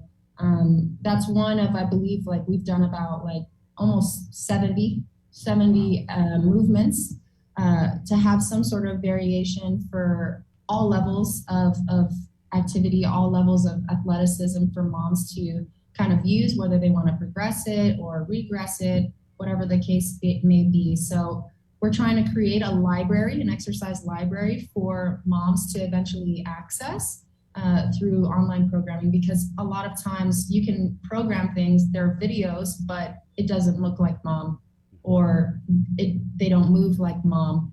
They're not pregnant. So if a back squat is different for a mom because they have to widen their stance, maybe decrease the depth or use some sort of support depending on what trimester they're in. So I totally feel you on that, Toss, about these demo videos, because I go to Custom and I'm on this app, True Coach, and so Coach Ryan will put in these different movements, and sometimes I got to look it up on YouTube.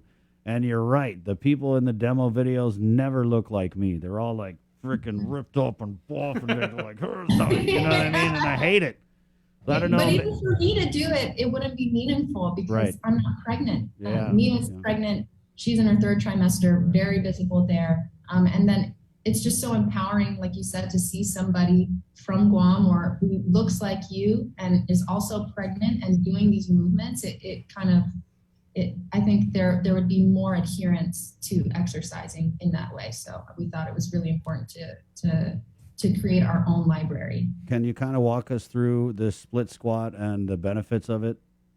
Oh yeah. So for the split squat, biggest things for when we program, we want to look for pushing activities, pulling activities, carrying activities, as well as single leg activities. So here it's very important for moms to build their lower extremity strength. So the hips, the thighs, the lower limbs, whatever the case may be. The single leg squat or the split squat is really important in developing from side to side if there are any type of, not necessarily compensations, but differences from side to side that maybe down the road as she continues to grow, as she continues to care for baby, will start to become more of an issue. And we want to make sure as she's caring for baby, because that's the priority, that her body is more prepared for that. I mean, there are so many different things like transferring of load, making sure the ligaments are stable and controlled throughout that motion, because it is a little bit more complex compared to a regular squat. Yeah. But it's also friendly to moms, meaning she's not doing a pistol squat where she's on one leg and she has to go all the way down. She can control the range, but you're getting way more bang for your buck versus having her try and do a back squat, which may not be appropriate for her in the third trimester. I know, Jason, did you have a technical question? Mia looks absolutely amazing. Yeah, I never look this happy when I'm doing a split squat. Yeah.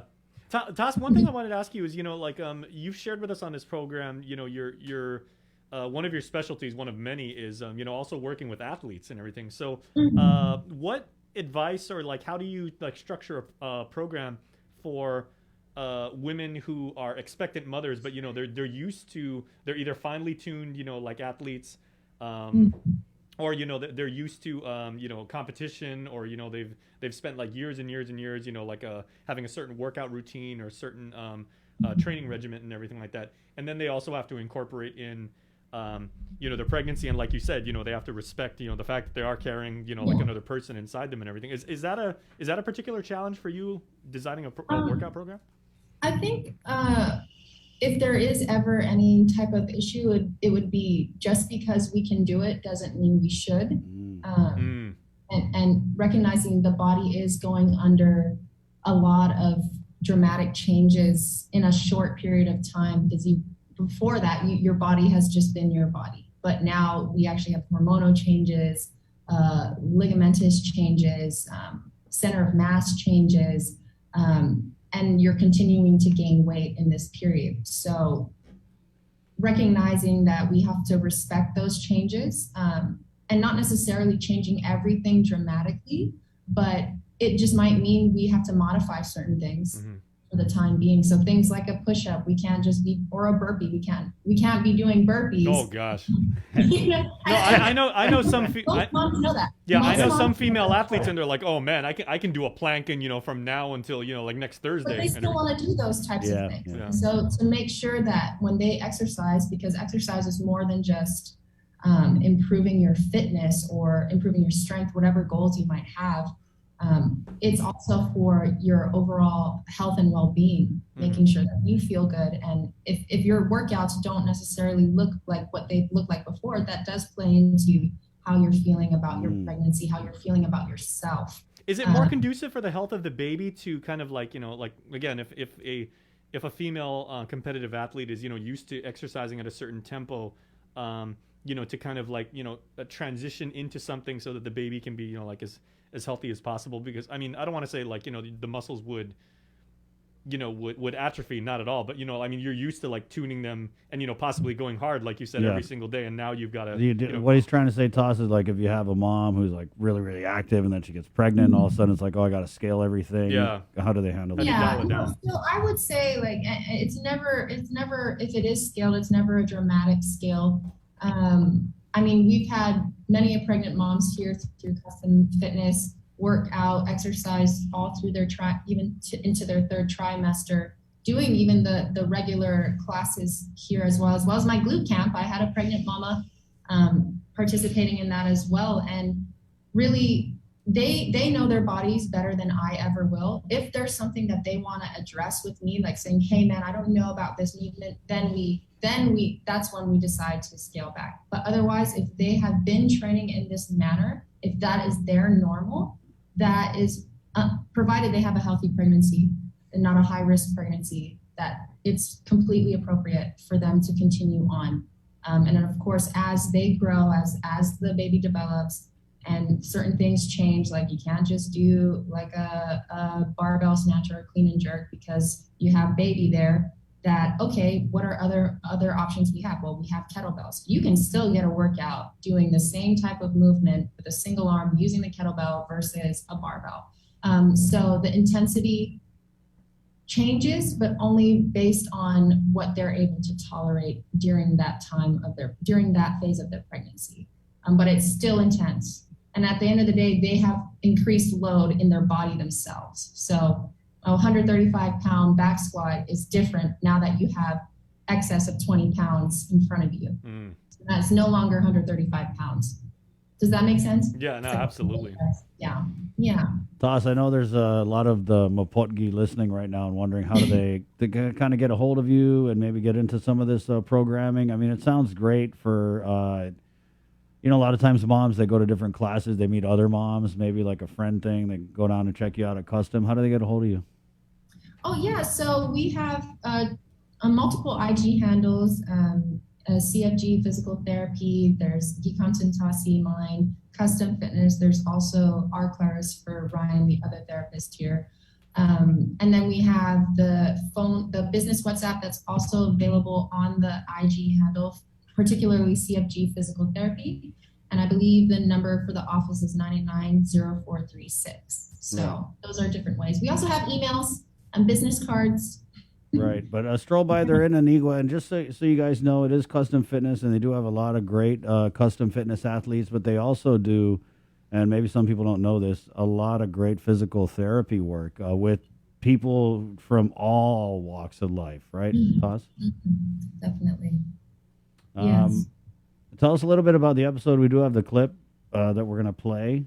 Well, you kind of did tell us about the episode. Oh, no, yeah. I mean, we basically talk about how Mia and I met and how we developed a relationship and how she helped me with that exercise library, excuse me. And then basically seeing her from while she was pregnant up until after she was pregnant. So focusing on that postpartum care as well, because that's definitely been a hot topic as of recent as far as what needs to happen for mom once she's given birth, because her priority is the baby, but we also still need to prioritize her health, because if she's not healthy, if she's not equipped to take care of baby, then baby is the one who kind of suffers those repercussions and those consequences. So the programming doesn't just happen when while they're pregnant. There's also after programming. After, Got yeah. it. And so that's what's great about having physical therapy here,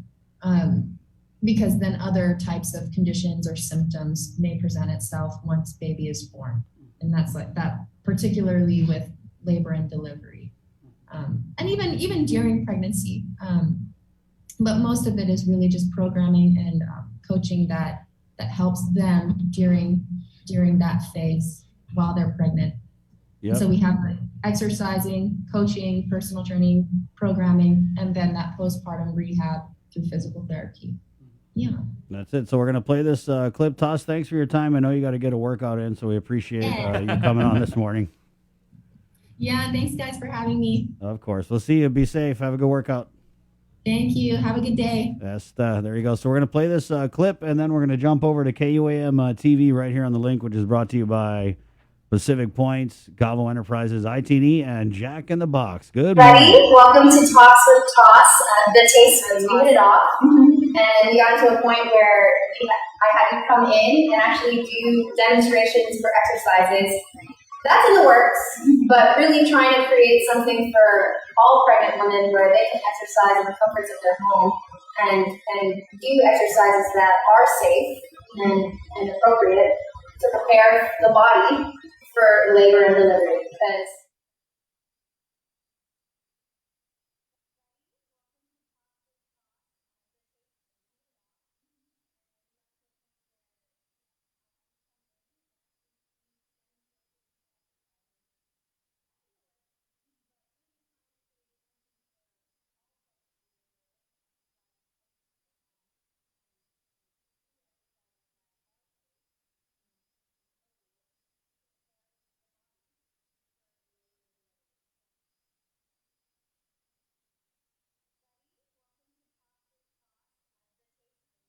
and we got to a point where I had to come in and actually do demonstrations. That was the latest clip from Talks with Toss. Taste with Toss now. She was a Jamaican girl in Mungie Town. Jason, where can they get that episode, bro? And it's live right now. We're actually going to share it on our timeline on Facebook later on.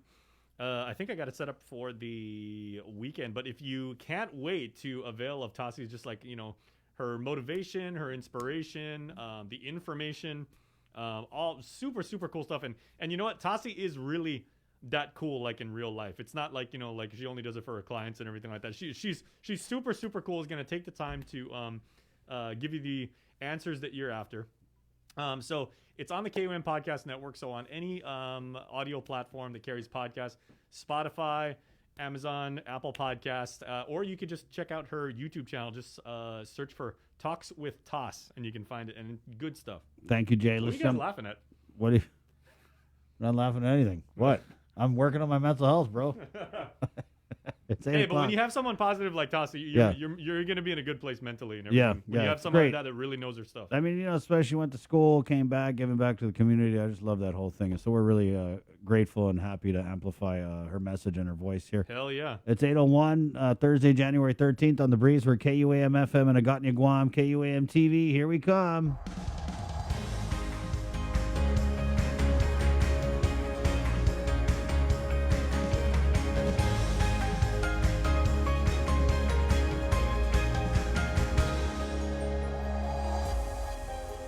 Good morning, Guam. It's 8:01. Welcome to the show that's got three middle-aged men who are giggling like idle schoolgirls here at 8 in the morning. Hiya, day. Pacific Point, Scotland Enterprises, ITD, and Jack in the Box proud to present this episode of The Link where, holy mac, we had 516 positive cases Hey. reported last night. But as we played the interview with Dr. Nathaniel Berg, there was a part where he said, did we have 422 cases? Yes, but I think we're going to be okay. And so their thinking is that it's going to be mild. There's no additional restrictions. They're just asking you, well, they're saying stay the course, keep doing what you're doing, but I don't know what the hell you guys are doing out there, but stop what you're doing. I'm going to break from their advice, and I'm going to say stop what you're doing because whatever you're doing, it's not working. It's too much of the COVID out there, guys. So stop what you're doing and start doing what you're supposed to be doing better, right? They're saying, I mean, Dr. Ho is saying avoid the gatherings if you don't want to. What he's seeing at the clinic level is that a lot of the positive cases, I mean, these people are sick enough to go to the clinic, guys. So a lot of these positive cases are people who have attended gatherings, rosaries, weddings, funerals, those kind of things. So take it easy on the gathering. Dr. Berg was very optimistic and said that he's thinking that this surge could be over by February 1st. They're putting a timeline on COVID. Haven't really seen that before. Dr. Hoa kind of differs. He says he thinks it's going to be another 4 to 6 weeks. So we'll see. Obviously, I want them to be right, that it's a big nothing burger, that it's going to die off in a couple weeks, that this is the end, right? Because people might have been confused because I had said earlier at 7 o'clock that I'm not hopeful, I'm not optimistic because we've been told these things about herd immunity. We've been told that we're going to get to the new normal, and it just hasn't happened yet. Now, I'm not hopeful, but I am realistic, and I'm not depressed about it or anything. I just accept. I've come to the point where I accept that COVID is just going to be around until it's not, and so I'm in it. I'm fine. I don't. I'm not saying abandon all hope. I'm just saying be realistic about it. And you know what? I'll take 4 to 6 weeks over 19. Yeah, totally. And I do want this to be the end. Are you kidding? Gosh! But when you look at just the science and the evolution of Omicron and how different it is from the other, scarier COVID variants, I don't know if it's going to be the last one. I mean, they're all just guessing right now. So that's where we're at. So just if you don't have to gather, be safe, do the things with the masks. If you're going to wear 18 masks, wear 18 masks. You know what I mean? If you're one of these, you hate the masks, well, just be courteous and respectful of other people who choose to wear them. And I think that's what we just got to go back to a good, respectful place. I respect Jason. If he's, really freaked out about the COVID, then, let him do that. And I'm going to make sure I don't do anything to infringe on his space or to belittle him. I mean, we feel the same, Jay. I'm just using it as an example. Sure. You know what I mean? And if I'm paranoid and I hole up in my house and everything like that, then that's his prerogative. Yeah. Yeah. I mean, I don't think I should be ridiculed for doing so. No, because not at all, bro. I'm not bothering you. No. And I'm pretty reasonable. I mean, I'm paranoid too. I stay with my mom, but I'm most paranoid for our people because we're not a healthy people. Yeah. Right? I mean, we're trying, right? We're trying, but we're just not. You guys know about the comorbidities, right? And so that's the big question mark. Will Omicron really affect people with the comorbidities? Some of these people can't get vaccinated. Some people are vaccinated but haven't had their booster. So I just don't feel comfortable being certain about what to expect when one thing this pandemic has taught us is that you can expect a whole lot of uncertainty. It's Thursday, January 13th, 2022. Let's go ahead and get into our 8 o'clock newscast with the very latest from the KUAM News team. For Sabrina Salas Matanani, Jason Salas. Good morning, Jason. All right, good morning, partner. Good morning, Guam out there. Of course, your link update headlines are brought to you as always by our friends at Pacific Points, and we thank them for sponsoring this segment, bringing you the very latest news on Guam. Pacific Points, do more, get more with our friends, of course, from Pacific Points. So let's get right into it because as Chris was alluding to, Public Health last night reported 516 new coronavirus cases on the island, positive cases. That is a all-time single-day high. This was out of a sample size of 2,452 tests tested on Tuesday. Now remember, the data is about 2 days behind, so you would expect the numbers to be a little high over the next couple of days. There are 17 of your fellow Guamanians who are hospitalized. 9 are vaccinated. 8 are unvaccinated. Of those admitted to the hospital, 10 are receiving treatment at GMH, and 7 are up here in Dededo at the Guam Regional Medical City. 1 island resident is currently in the intensive care unit. There have been a total since March 15th of 2020 of 22,056 officially reported cases, so we have now passed the 22,000 mark with last night's 516 new confirmed cases. Better than 2,500 cases are currently in active isolation. So let's get into our stories now. Since we're talking about coronavirus, let's continue on that roll as Guam continues to see triple-digit cases each day. But could it be because of the Omicron variant? Dr. Bob Leon Guerrero spoke with our Daniel Perez and has this story. Since Monday, more than 700 cases have been reported. Public Health Interim Chief Medical Officer Dr. Bob Leon Guerrero gave his 2 cents on the matter. I think we're still seeing a lot of Delta. And the reason why I think we're still seeing a lot of Delta is because some of the complaints that the people have is loss of sense of taste or smell. And that's not typical with Omicron. That's typical with Delta. The current treatment, the monoclonal antibody therapy Regeneron, can prevent hospitalizations and lessen the severity of the illness. However, Dr. Leon Guerrero says it doesn't respond to the Omicron variant. He added that public health checks on patients who receive the MAB therapy to see if they get better or not. Only 2 reported that they didn't seem to be improving. So that to me kind of makes it more likely that we're still seeing a good percentage of Delta. In the States, it's like, I think it's about 98%, 99% Omicron. But we kind of tend to follow the mainland. So just about 2 weeks, I think about 2 weeks ago was 68%. So I believe Omicron's here, but not in the percentage that you see in the mainland. For cases that aren't responding to the antibody therapy, the next treatment is on the way in the form of a pill. There are antivirals that are coming. When it comes, I'm not too sure.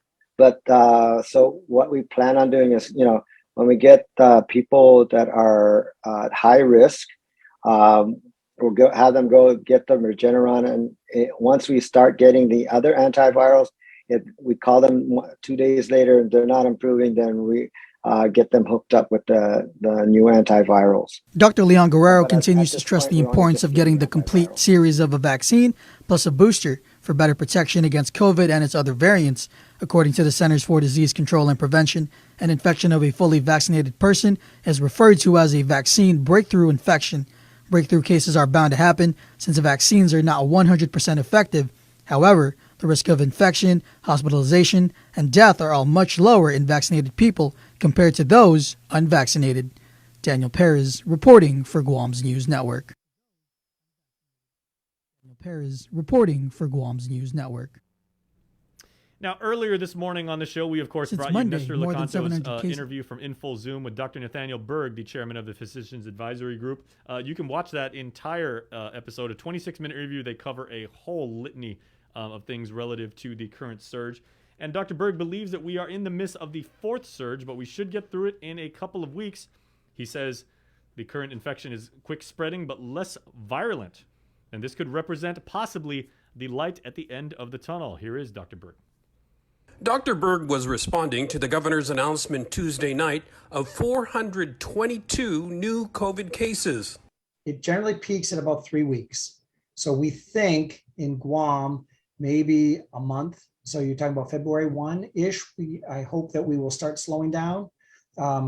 Again, our peak is probably, I hope it's 400, but it's not going to surprise anybody who's been working with this if it peaks at around 600. And while 600 infections in a single day may sound alarming, Berg reminds that with Omicron, which he absolutely believes is fueling this new surge, hospitals are not filling up with really sick people. And if it were to run its course and not impact critical frontline personnel, that might not be an altogether bad thing. In point of fact, I had a friend who is a healthcare provider who said, I hope I get Omicron. I'm not going to go so far as to say that, but I'd say if one is in the mainstream or in the big population, this should not be a threat to those who are not significantly ill. And if you are fully vaccinated or fully protected and you get Omicron and you do well, the reality is, right, at least I would say the preliminary data shows that those people are highly protected. If we can get through this without many people getting hospitalized and dying and not a threat to our overall function of the community, we may come out of this stronger. I'm cautiously optimistic that that's what's going to happen. He says it's reasonable because a similar thing happened in the last global pandemic of 1918, when the dominant variant eventually became fast spreading, but less deadly. In medical school, we were told that it died out because it had altered or became a variant that was very infectious, but didn't kill people. And it went away after that because that was the dominant variant. We don't find alpha variant anymore. We don't find delta variant. We hope Omicron is done and no new variant will be able to infect people who have the combination of prior infection and vaccination. So Omicron could be the endemic variant if there is such a thing? Pray hard. Yes, but it's not an unreasonable thing to pray for. For Guam's News Network, I'm Nestor Lecanto. And again, you can see Dr. Berg's conversation with our Nestor Lecanto both on our YouTube channel and on our Facebook page. A 26-minute conversation, very revealing stuff that is available right now at KUAM News on either platform. Thank you for checking that out. All right, let's stay with what businesses are doing about the pandemic, as after reeling from the negative effects of the last couple of years, our friends at the Westin Resort Guam held a job fair yesterday in anticipation of a return in visitors. The COVID-19 pandemic has impacted the workforce for many businesses across the globe, forcing many establishments to shut down or adapt to those challenges. The Westin Resort Guam in Tumon is one of many victims of this global pandemic. The Westin has also seen that effect in our workforce as well.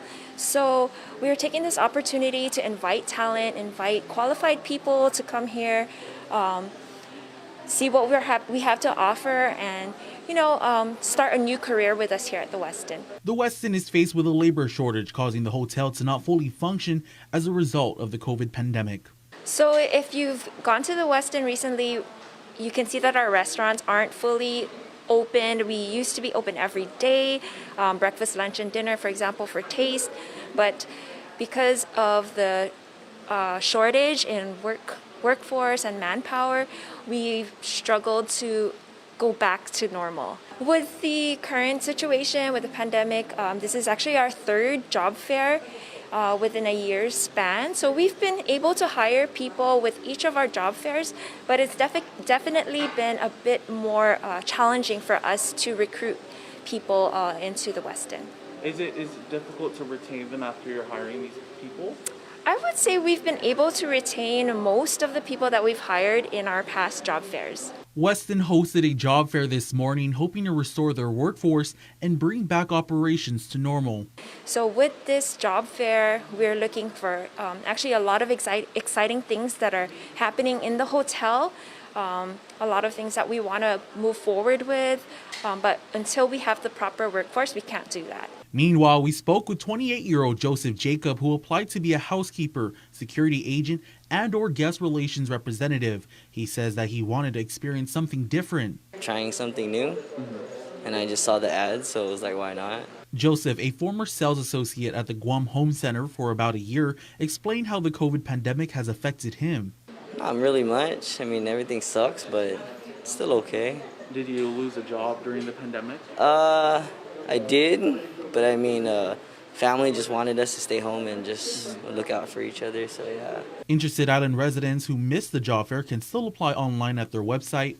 Currently, Westin requires employees to be fully vaccinated against the COVID virus or must submit to weekly testing. Reporting for Guam's News Network, Guahusi Isaiah Ugan.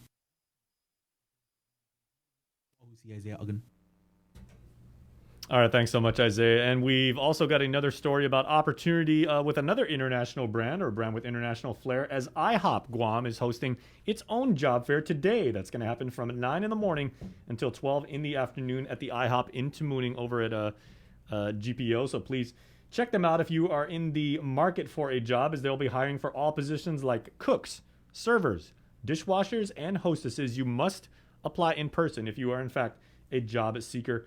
They're going to start the year fresh and open back up soon. We can't wait for that here on the link. So if you want to check out IHOP for a possible career opportunity, that is 9 to 12 today at IHOP in Tamuning. Let's move on now to court news as our Tyler Matanani brings us the story of Juan Mendiola, I should say, as he was sentenced to 25 years yesterday for killing Peter Rios. He was very sorry. When it came to determining how long 58-year-old Juan Mendiola would spend in prison, Assistant Attorney General Sean Brown wanted 40 years, but defense counsel Joseph Rosano wanted 8, with credit for time served. Mr. Rios would have killed him. Last year, Mendiola was found guilty of manslaughter and aggravated assault for fatally shooting 45-year-old Peter Rios at Taitano Apartments in May of 2020. During trial, an eyewitness testified she heard Mendiola and Rios getting into a verbal argument. When she walked out, she saw the victim holding a knife and Mendiola with a gun. Mendiola fired 2 shots 23 seconds apart at the victim while saying, quote, "I told you not to F with me," according to a release from the AG's office. Rosano argued that Rios was a troubled man who often found himself in and out of prison. Both federal and local was threatening to his mom, was threatening to his girlfriend, and was generally a dangerous individual.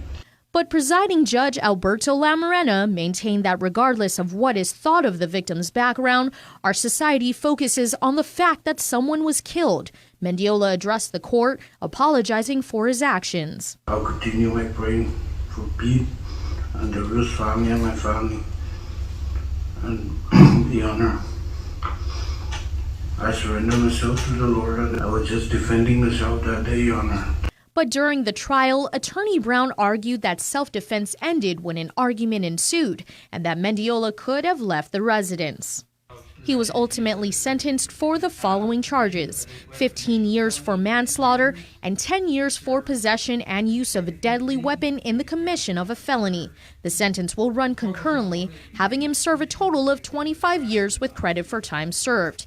He's so far been in prison for 616 days. Attorney Rosano gave his reaction. Disappointed. I don't think disappointed. Mendiola will be on parole for 3 years upon his release.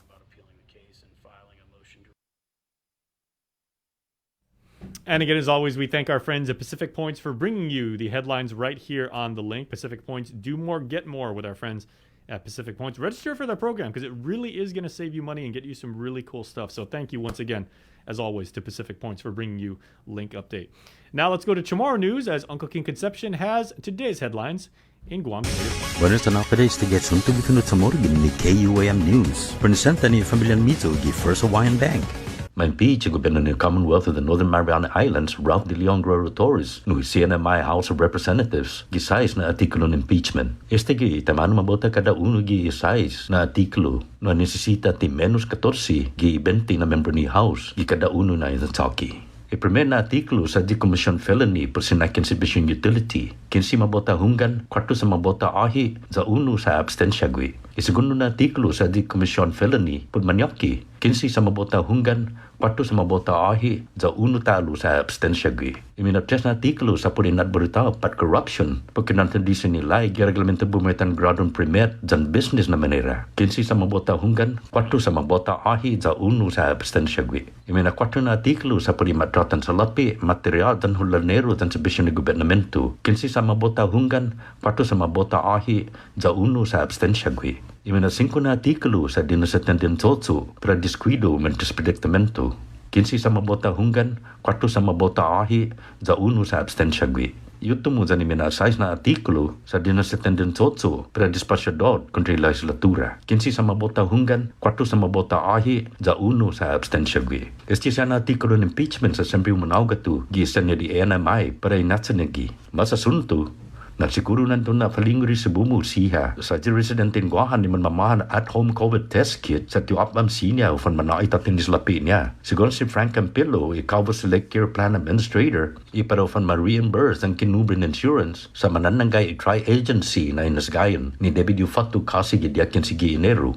Pati este giplano ni administrasyon ni Presidente Joe Biden ni para na mas sinya malangat no itaw-taw siya para mates maisan siya por maliko maninadya ni COVID dyan humaataha palo gitanan ni Omicron. Linya mas si Campillo na mandate federal este pues debi kumpanya siya umaos gi reglamento no manahudong ni Health and Human Services e Department of Labor dyan ni US Treasury. Ito mo na sunto, gifinot sa moro para pago na Webes ni KUAM News, kana 45 milyon pesos na kontrata para construction magazine siya gi Anderson Air Force Base sa mafidma dyan ni Hensel Phelps Construction Company ginan Honolulu, Hawaii. At sa nakontrata sa consisting 9 na option ni tamagigya mo na tabiha lo kung mumailihi na para marsugon, kahulo este ng kantilan sa Latpi, esta 66 milyon pesos.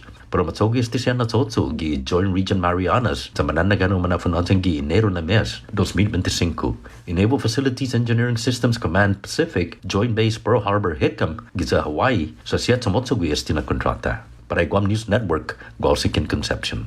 Yasuto ifinut sa muro sa presenta sa ninafoto ni Familiang Mizo gi First Hawaiian Bank. Say hello to the First Hawaiian Bank mobile app. Want a better look at your spending?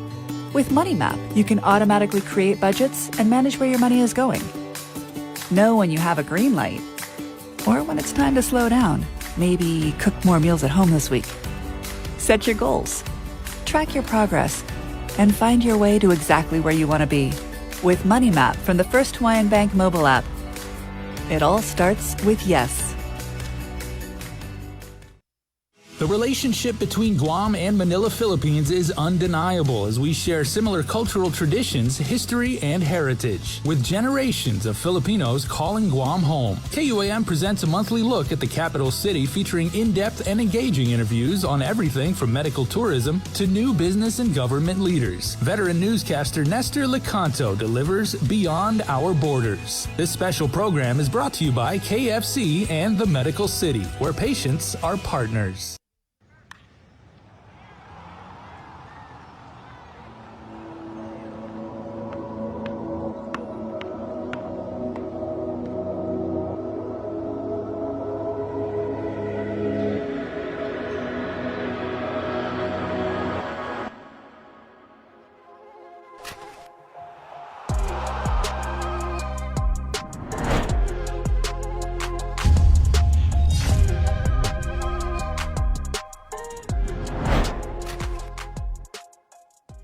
Marianas Irrigation and Landscape Superstore. Stop on by and visit our showroom today. We offer everyday low prices on all major outdoor power equipment like bush cutter, chainsaw, power washer, generators, and more. Need service, repair, maintenance? Well, check out Guam's best superstore only at Marianas Irrigation and Landscape, located in Barragata along Army Drive between Submarina and Besta Market. Call 735-7446 for more information. Now shipping to surrounding islands. Marianas Irrigation and Landscape Superstore.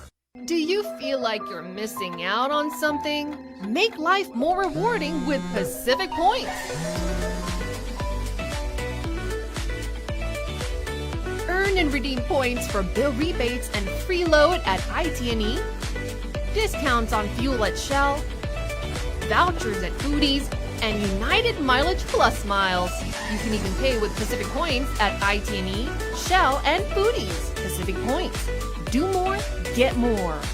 GU Self Storage, conveniently located near the Harmon McDonald's. We offer affordable rates, online payments, and auto bill pay for your convenience. Plus gate access daily from 6 a.m. to 9 p.m. Call us today at 648-7867 for more information. Get the job done the right way by getting the right stuff at East West Rental Center. With years of experience helping builders, we definitely got what you need. Call 646-1463 or visit us in Upper Tumon. Open Monday to Saturday from 7 a.m. to 5 p.m. and on Sundays from 8 a.m. to 5 p.m. The Culture Club returns to KUM Digital and KUM News Weekend Edition, highlighting Guam's young artists, activists, and crafters as they work to protect, preserve, and promote our Tamoto culture. Watch this weekly feature on the digital platforms of KUM News Weekend Edition, brought to you by Hanum, the freshest bottled water made in Guam. The KUAM Podcast Network is back and on demand, featuring a great variety of podcasts from our island and region, including culture, lifestyle, awareness, crime, politics, commentary, comedy, and entertainment. Available on most streaming platforms. The KUAM Podcast Network. Subscribe and listen now.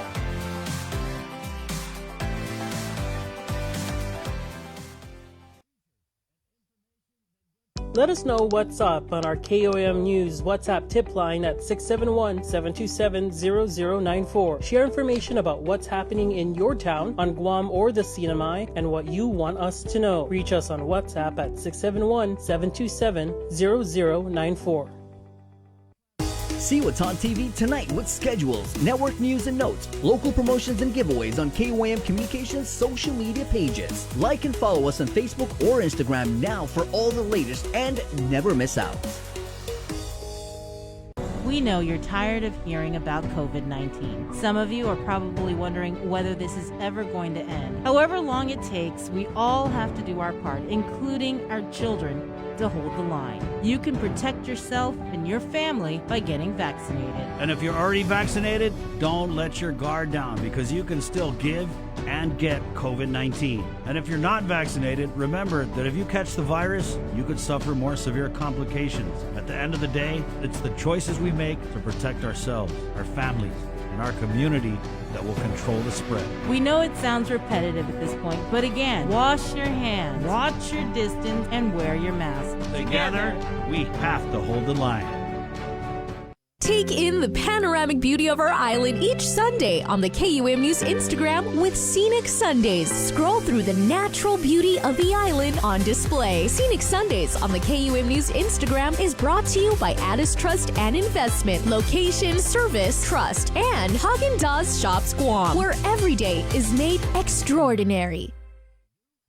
This season, KUAM Communications is ready to go with more games, more championships, and more sports specials guaranteed to bring out the fan in you. Don't miss a minute of gameplay from NBC on KUAM TV8 or from CBS on KUAM TV11. We're bringing you all the action and excitement brought to you locally by Marianas Irrigation and Landscape and Docomo Pacific.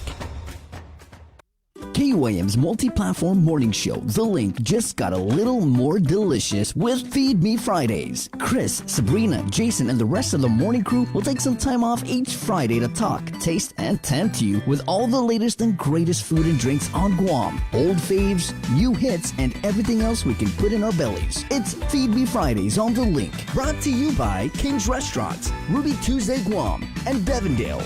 Real milk from free grazing cows. Join KUAM every Wednesday on Primetime for Inside Business. It's our new weekly segment featuring the struggle of Guam's businesses during this global pandemic. We'll hear from industry leaders about the difficult decisions they were forced to make to implement cutoffs, layoffs, and shorten hours just to survive. It's the other side effect of COVID, the island's economic crisis. We'll also feature new businesses that managed to open and thrive during these challenging times. It's Inside Business every Wednesday on KUAM News Primetime.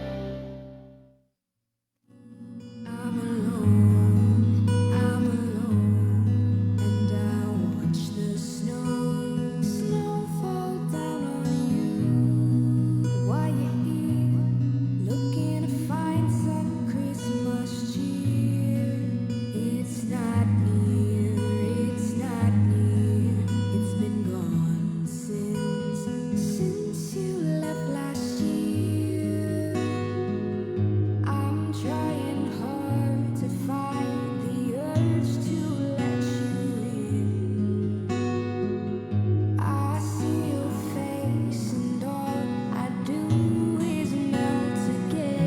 Good morning, 8:30, Thursday, January 13th. Thursday the 13th.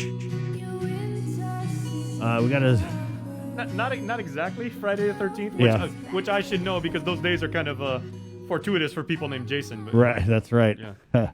It's 8:31. 9 o'clock, we got a special report from our regional correspondent, Tomas Manglotnia, on the impeachment of CNMI Governor Ralph Torres. That's coming up. This is right now, though. We're throwing it over to Jason Salas, where he's going to interview the newly elected. He's still got that fresh chairman smell. The newly elected Guam Chamber of Commerce Chair Ed Antolano. He's joined by the president of the chamber, Catherine Castro. Jason, take it away. Two people that I would consider friends, two people I've had the pleasure of interviewing many times over the years, basically as leaders in Guam business and everything like that. So Kathy Castro, the president, of course, of the chamber. Good morning, Kathy. Good to see you. Good morning. It's wonderful to see you. All right. And as Chris said very affectionately and appropriately, I would also add to that probably one of the executives on our island who has never had a bad hair day as long as I've known him, Ed Antolano. Mr. Chairman, congratulations to you. Thank you, Jason, and thank you, Chris. To prevent bad hair days, use a lot of gel. That's all I can say. In my mind and everything like that, it's you and Joe Atta. Like historically on Guam and everything like that, little kids like me that went to Sanchez with the dippity-doo, really gave us something to aspire to. Yeah. I can go up to about 60, 70 miles an hour and not worry about it. Well, hopefully, I mean, Ed, a kind of interesting segue and everything like that is I'm assuming you would have to be going at least in fourth or fifth gear and everything like that, given, the chairmanship that you now inherit. So, I've always had so much reverence for the chamber as an institution, but in taking over the chairmanship and being elected like that, of course, obviously, selected by your peers and everything like that. What are some of your thoughts about heading into a year that some people say might be a year where there's a little bit more optimism than we've had in years past and everything like that after such turbulent times? Yeah. Before I begin, Jason, I just want to give a plug to Christine Boleto because she was the chair for 2 years. And when we re-elected her last year, we had a long discussion about it. And I thought it was very critical that she continue on that leadership while we go through, the second year of the pandemic. And it also allowed me to kind of shadow her and prepare me to take over as the chair. So that said, this year, I think it may be a little bit tougher than what we had anticipated. Omicron kind of threw a wrench into a lot of our plans, et cetera. We don't know where it's going to be. We already see inflation peaking at about 7%. You see it in the gas prices, et cetera. So one of the things we started doing, and Christine allowed me to work on last year, and I think it's going to be the focal point of the chamber this year, is we started to refresh our strategic plan. The chamber issued or prepared a strategic plan around 2017. Correct me if I'm wrong, Catherine, but around 2017. And, they had made a lot of progress, et cetera. And during that time, there was a lot of cost-cutting measures. We moved into a new building, and Catherine has done a great job with just literally 2-3 people helping her, And so what we discovered was we took our SWOT, our strength, weaknesses, threat, and opportunity, updated it. And and then what we did was we took the initiatives that were already established, because we're not going to try to redo the whole strategic plan. And we kind of consolidated the initiatives into 4 primary initiatives. And now we're really going to be focusing on the strategic plan and the initiatives to help the chamber move forward. It's going to be very, very critical. And I think the chamber board towards the end discovered that there was a very critical part of the strategic plan that we need to implement before we can go to the other aspects. If you want, I can brief you a little bit on those initiatives. Oh, please, yes. So really, there's there was 5 initiatives we consolidated into 4. One was a sustainable chamber. 2 was focusing on the economic development. 3, healthy business environment. And then 4, community development.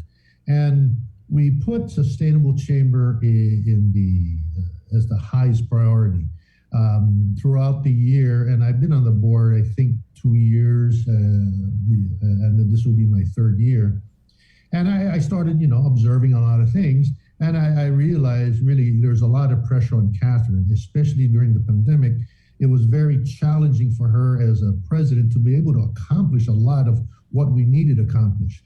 And, thank goodness for Christine to be able to help drive the car while Catherine was trying to do the repairs, change the tires, everything else, and join her, and et cetera. So when we looked at the initiatives of Sustainable Chamber, and it's really to provide a support for the members to succeed. That's the objective. And what the goal then was, we needed to really increase the resources of the chamber. It was tough last 2 years. We've lost some membership. We've gained membership, interestingly enough. And Catherine spent a lot of time reaching out to the membership virtually. But going forward, especially this year, we realized that, she can't do it all. We were all getting very concerned. I was getting very concerned about, I think she needs to be able to take some time off. And if she needs to take some time off, how? So looking at the how to create a sustainable chamber, we had to look at it organizationally. And working with Catherine, I believe many years ago, again, Catherine, correct me if I'm wrong, you had more than 4 employees, right? And I think you just hired Irish this year or last year. So, but through cost-cutting measures, trying to become more efficient, et cetera, they reduced down to 3, and then she just hired a 4th. But I don't think that was enough. I think she needed to be able to have more support. And to be Kathy, able you didn't have to take lean management like that literally. Yeah, exactly, right? Yeah. So, and then looking at the other initiatives, there's no way we were able to do it. So she, I sat down with her and I said, well, how many people do you need? And she's like, well, and I'm like, no, how many people do you need? She gave me a number. I said, I think you need more. And then so finally she created the organizational chart, which I think will be very effective for her, in which we're looking to probably hire 3 other people. Excellent.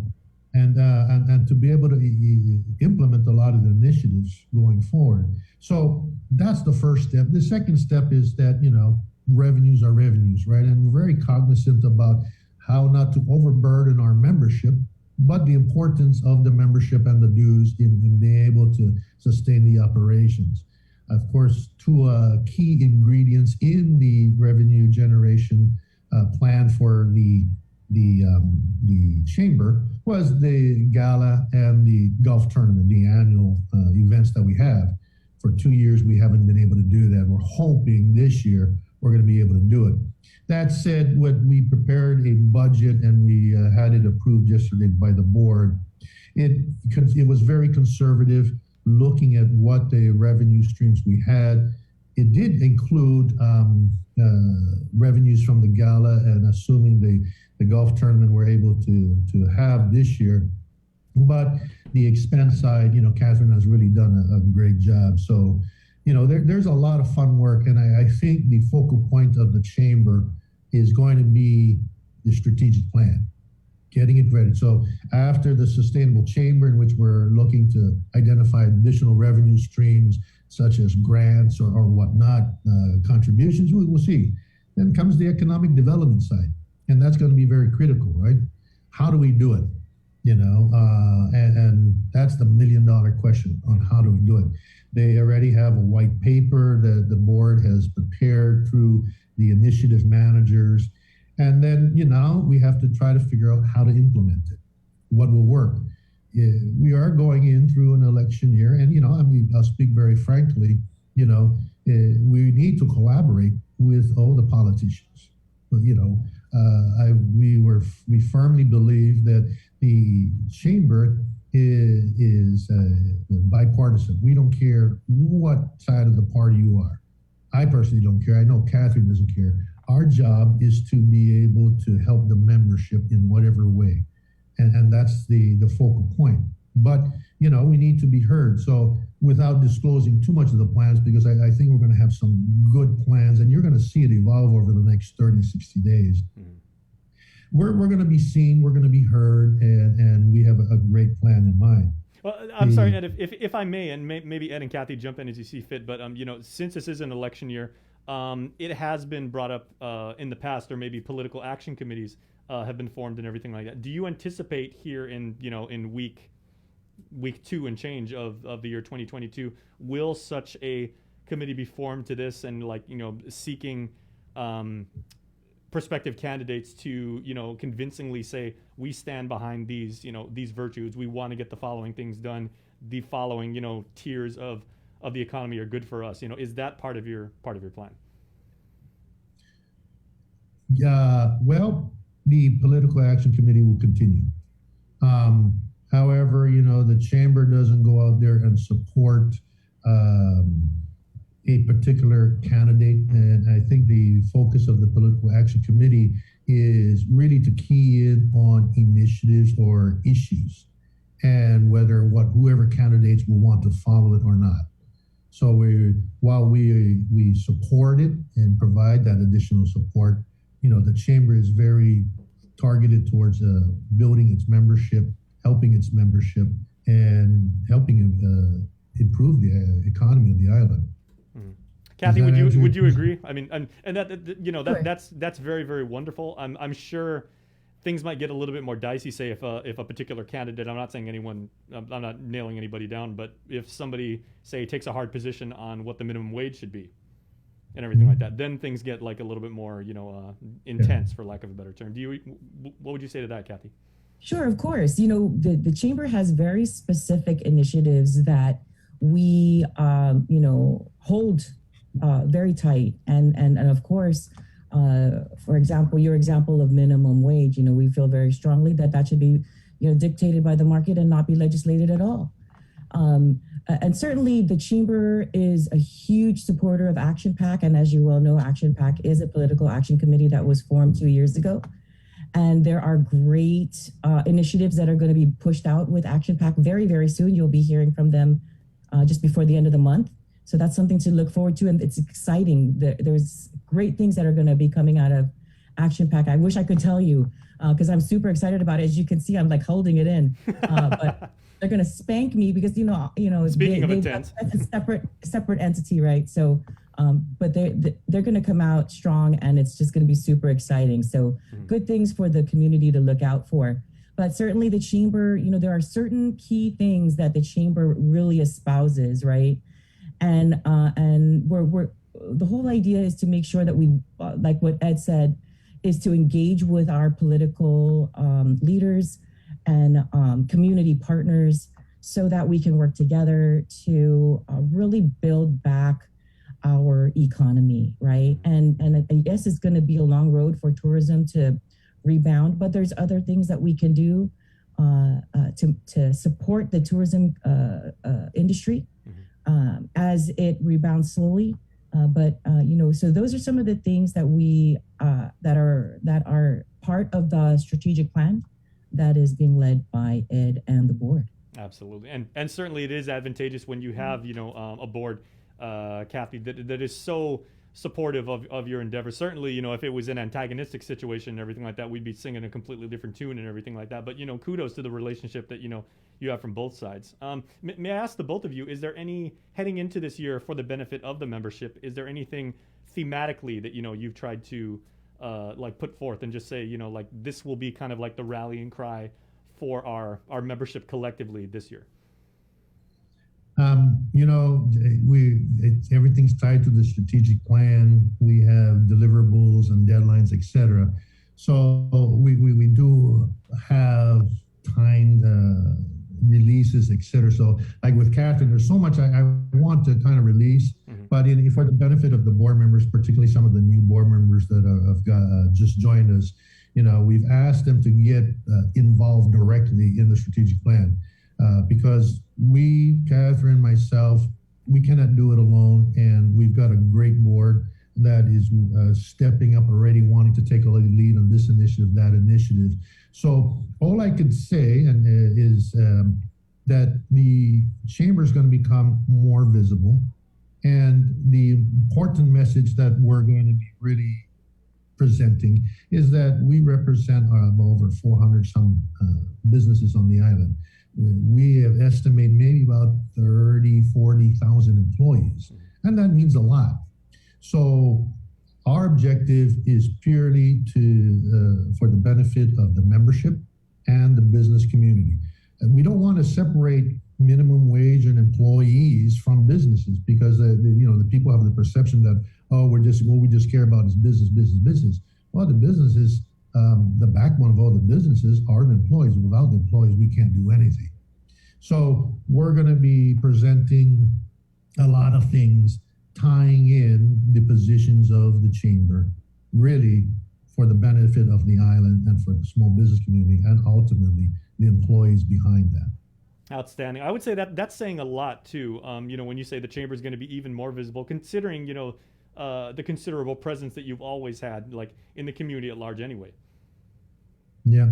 I mean, so I'm really excited because the details that we went down in the strategic plan. And forgive me if I'm just completely throwing into a strategic plan, but not at all. I can't wait to read this. Yeah, the plan is really what lays everything out, and what we want to do and what we want to try to accomplish.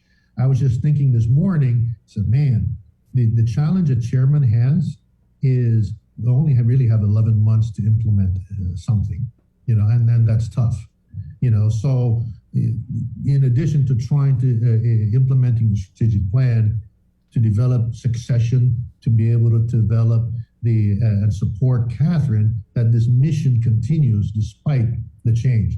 The board members change constantly. Catherine stays.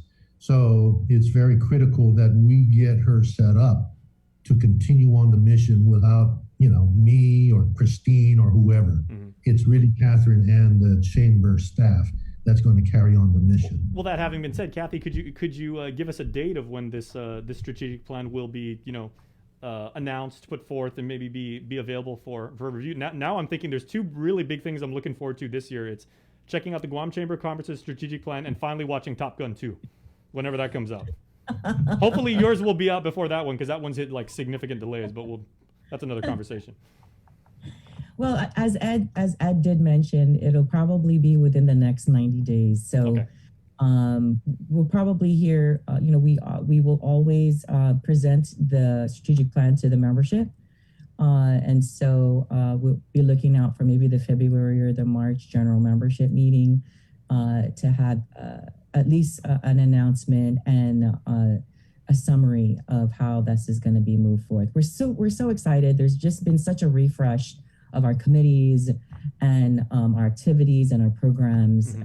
And I don't know, there's something about 2022 there's just a little bit of some magic in the air. I don't know what it is. I think it's just we're just scrambling to get out of this pandemic madness. And I just think that 2022 is the year to do that. And the excitement is here within the chamber staff. There's just this idea of the refresh of our plan.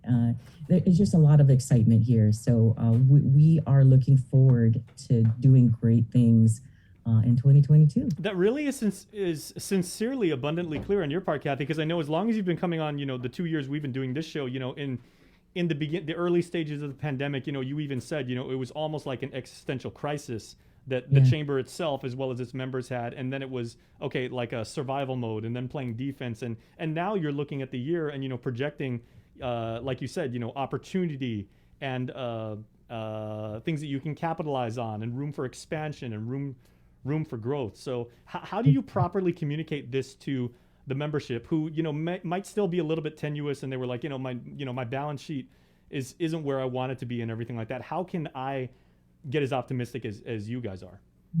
Well, you know what? I get my optimism, Jason, is I get it from the U.S. Chamber. I get it from the AmChams of Asia Pacific, right? Everybody is moving on. They have to. You have to, because you can't stay stagnant and you can't not do it because your economy will not do well, right? And so I have such an affinity. I just have so much faith in our Guam community. And I love the chamber. Obviously, I've been here all of these years, and I wouldn't be here if I didn't love doing what I do, right? And I just feel so strongly that being in our island community, being here on Guam, being with the people that we are, that we are not going to be put down. We will continue to move forward and look forward to good things to come. And the U.S. Chamber, the AmChams of Asia Pacific, that's just been the battle cry of, we're doing this, we're moving forward. Mm-hmm. See, that's a kind of infection we need in the community, not the coronavirus. We need that kind of pragmatic optimism, I would say. And and you're talking about achievable goals too. This isn't pie in the sky dreams and everything like that. This is something that we can do. Yes, indeed. And I think that the business community, the private sector, and even our partners in the government, they're ready. They want to move beyond this crisis, right? That's also yesterday. We've got to move forward. I like that. Now, if I may ask Ed, Mr. Chairman, we experienced these little. Of course, you've got lingering issues that have to require your attention and everything like that. But then new things tend to bubble up, like the supply chain issues of late. When it comes to those kind of things, how do you address them? How do you make sure that everybody stays on communication lines are open between yourself and the management and the members and everything like that, and hopefully address these to the satisfaction of everybody? Well, when you mentioned supply chain, that was one of the causes of the inflationary impact we're feeling right now. And what it takes is not only communication to the membership, but we have to communicate with the government. The government has to play a key part, but the government cannot do it alone. The membership has to, and the business community has to all step in.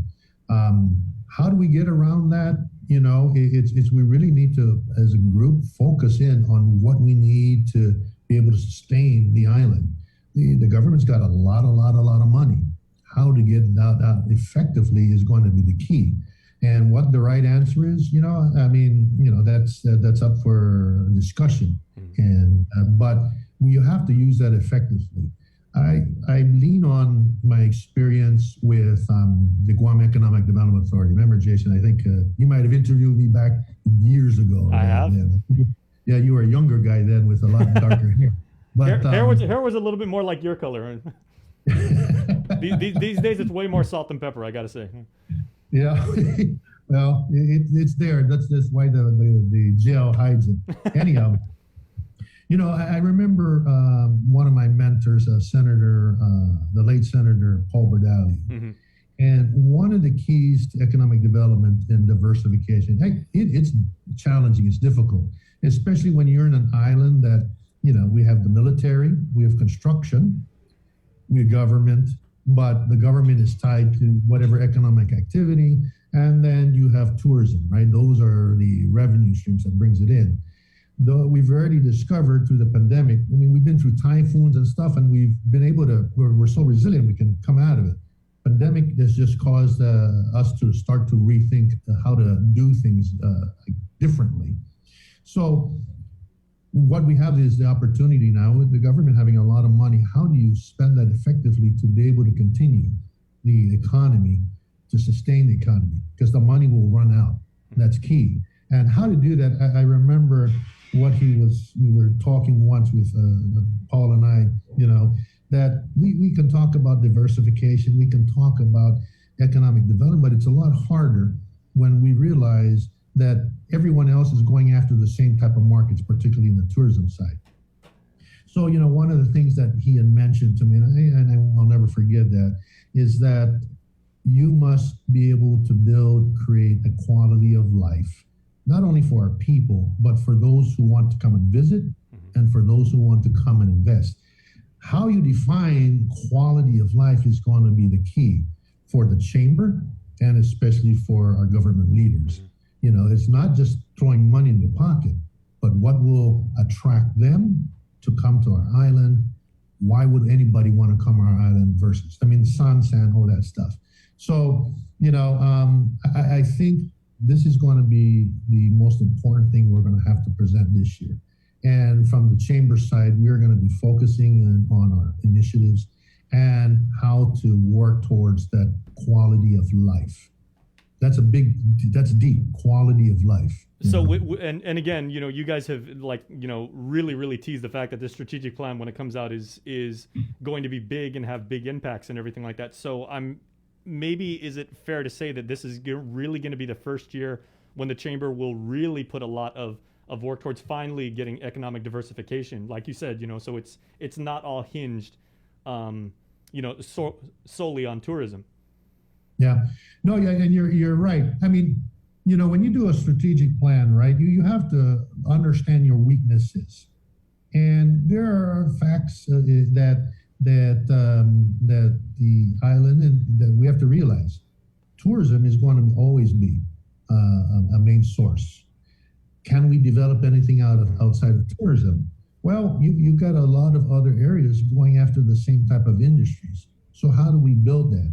What in my discussions with a lot of the business community members and investors, et cetera, it's all towards the quality of life. What will bring somebody to come to Guam? You can't ask an investor to come to Guam if the quality of life is not there, right? I mean, you can give him the taxes, incentives, et cetera, but you need the quality of life to be able to final check mark with, oh yeah, that's a place I want to be. That's a place I want to be. So, how we diversify, we've got a lot of plans. We've got a lot of, I think, a white paper under the economic development side, and also tied with what the governor's initiatives, in fact, really designed around that. But then we have to prioritize, which comes first, what's the easiest. But no matter what, it's tied to the quality of life. If you don't provide a quality of life, not only for the people, but for anybody who wants to come in here, you can give them all the tax incentives, it ain't gonna work. Okay. Yeah, Kathy, what are some of your final thoughts and everything with this? It seems like this is really going to be this grand strategy, going forward with the chamber and everything. It's like Ed was kind of like indicating, quality of life will maybe be like the New Testament.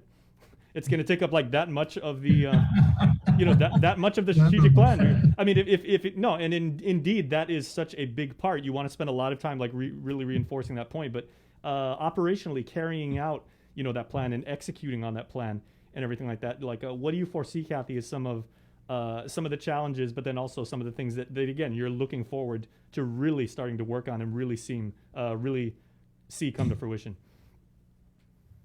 Wow, that's a tough question for me, Jason. I just think that as you mentioned the New Testament. I'm a very faithful person. Absolutely. And I take every day for that day, right? What I try to do is, the past is in the past. Tomorrow is, it's for God to determine what that is. And today I'm going to do the best that I can with the resources that I have to do the job that I need to do and to be the best person that I can. And so, as I look forward into,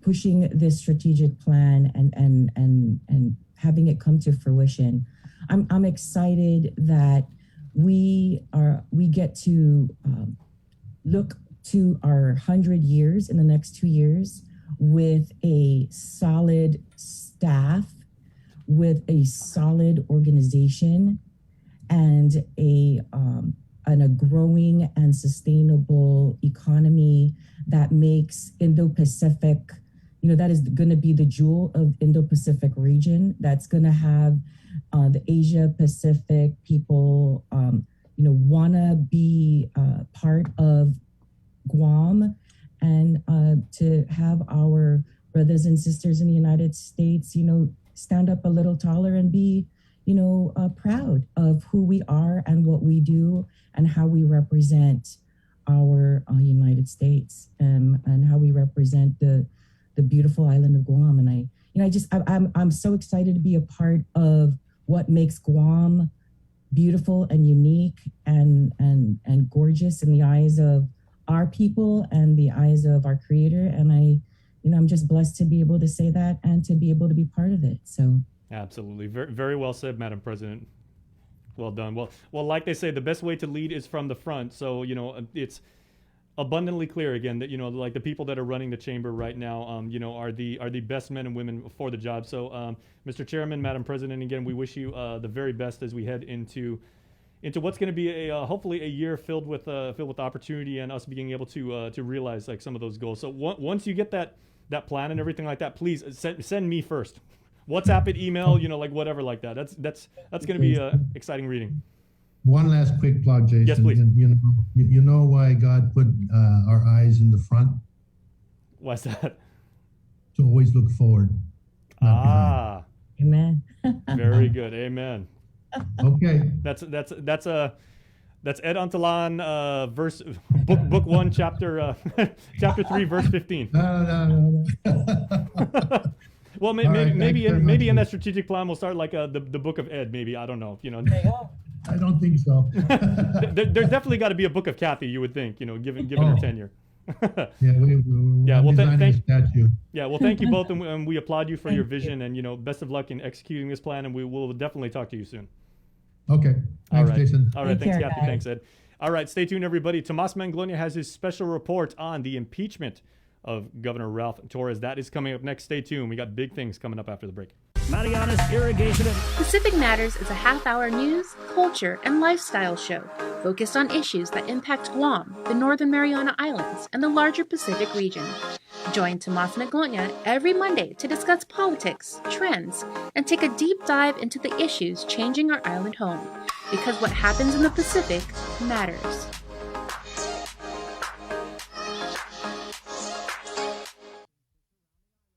Mariana's Irrigation and Landscape Superstore. Stop on by and visit our showroom today. We offer everyday low prices on all major outdoor power equipment like bush cutter, chainsaw, power washer, generators, and more. Need service, repair, maintenance? Well, check out Guam's best superstore only at Mariana's Irrigation and Landscape, located in Barragata along Army Drive between Submarina and Besta Market. Call 735-7446 for more information. Now shipping to surrounding islands. Mariana's Irrigation and Landscape Superstore.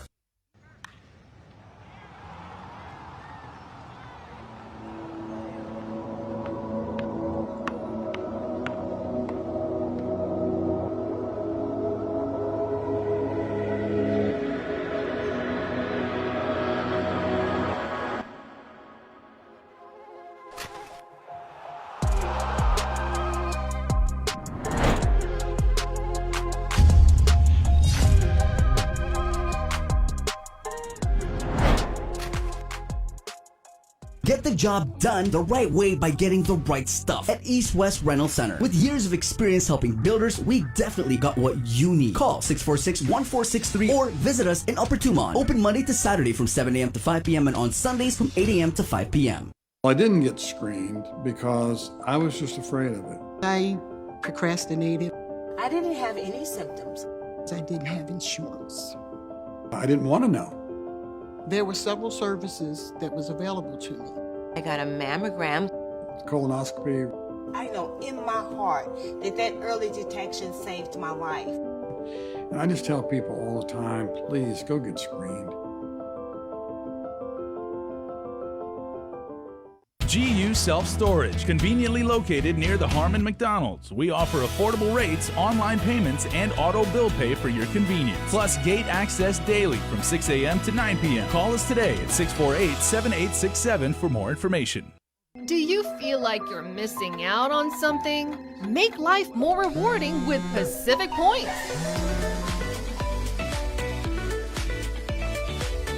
Earn and redeem points for bill rebates and free load at IT&E, discounts on fuel at Shell, vouchers at Foodies, and United Mileage Plus miles. You can even pay with Pacific Points at IT&E, Shell, and Foodies. Pacific Points. Do more, get more.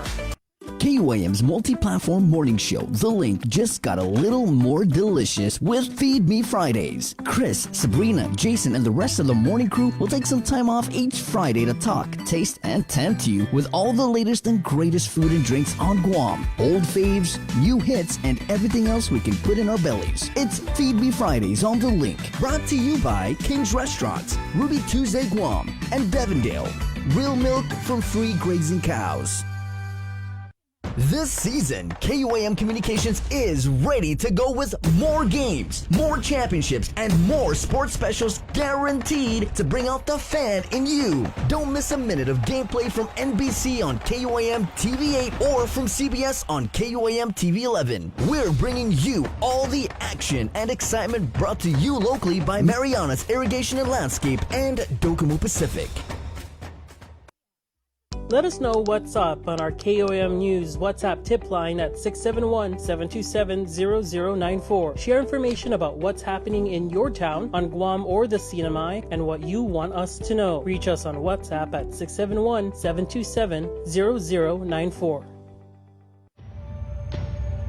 Listen, watch, and learn from the daily Chamorro News updates from KUAM News. Catch them on The Link during the 8 o'clock hour, streaming online on Isla Radio, or on the KUAM News YouTube channel for your convenience. Tune in and stay informed, all while preserving our precious culture through the daily use of our native Chamorro language. Chamorro News updates are brought to you by your familia at First Hawaiian Bank. We know you're tired of hearing about COVID-19. Some of you are probably wondering whether this is ever going to end. However long it takes, we all have to do our part, including our children, to hold the line. You can protect yourself and your family by getting vaccinated. And if you're already vaccinated, don't let your guard down because you can still give and get COVID-19. And if you're not vaccinated, remember that if you catch the virus, you could suffer more severe complications. At the end of the day, it's the choices we make to protect ourselves, our families, and our community that will control the spread. We know it sounds repetitive at this point, but again, wash your hands, watch your distance, and wear your mask. Together, we have to hold the line. The KUAM Podcast Network is back and on demand, featuring a great variety of podcasts from our island and region, including culture, lifestyle, awareness, crime, politics, commentary, comedy, and entertainment. Available on most streaming platforms. The KUAM Podcast Network. Subscribe and listen now.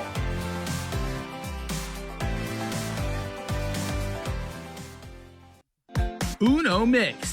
We're mixing it up on the last Thursday of every month with a look at lifestyle, entertainment, food, and so much more on the stations, networks, and digital platforms of KUAM Communications. Uno Mixed is presented to you by Docomo Pacific, Better Together, and Pepsi. That's what I like.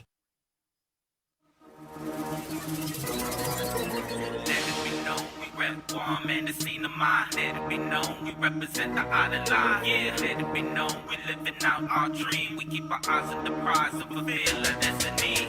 Let it be known we rep Guam and the scene of mine. Let it be known we represent the island line. Yeah, let it be known we living out our dream. We keep our eyes on the prize and fulfill our destiny. Creeping around the corner, twirling my flag like a helicopter. I'm repping my language, my culture, support them haters. I'm a Latin stone soldier. Damn, they should've told ya. Been in this game so long, my people call me Totomola. North side, get it, south side, get it, east side, get it, west side, get it. Sa ko the pasi to sinya pumara. Binamekutsu sa malilinggu lingua hinita. But no guitar mo sa representa ita no mu. Language sa better na miso sa kalalakalan ni helicopter. Sa mga hisi angel sa tu sa nilek na. Mga masedi to sa nigo pa sa kita no nita. Basta te rumentu na mego ko na so mitu. Sa inski kita no nita. Biba Tamoru. Let it be known we rep Guam and the scene of mine. Biba Tamoru. Yep. We rep Guam and the CNMI. Right, Tomas? That's right. It's 9:10 here. Historic coverage of the impeachment of CNMI Governor Ralph Torres with his special report from the KUAM News team. Good morning, Tomas Manglotnia. Good morning, the Link family. As we reported last night, the CNMI House of Representatives voted to impeach Governor Ralph Torres after 2 years' worth of investigations, which reached a tipping point last night. Before we delve into more of the extended coverage we provided you live yesterday, we did want to show this story from Primetime, summing up the matters of the day yesterday with regards to impeachment. Here's that story. Ralph De Leon Guerrero Torres, Governor of the Commonwealth of the Northern Mariana Islands, is hereby impeached pursuant to Article 2, Section 8 of the Constitution of the Commonwealth of the Northern Mariana Islands. Lawmakers reading the 16-page House resolution detailing the 6 articles of impeachment against Governor Torres. 15 members voted yes, 4 voted no, and 1 abstained across the board.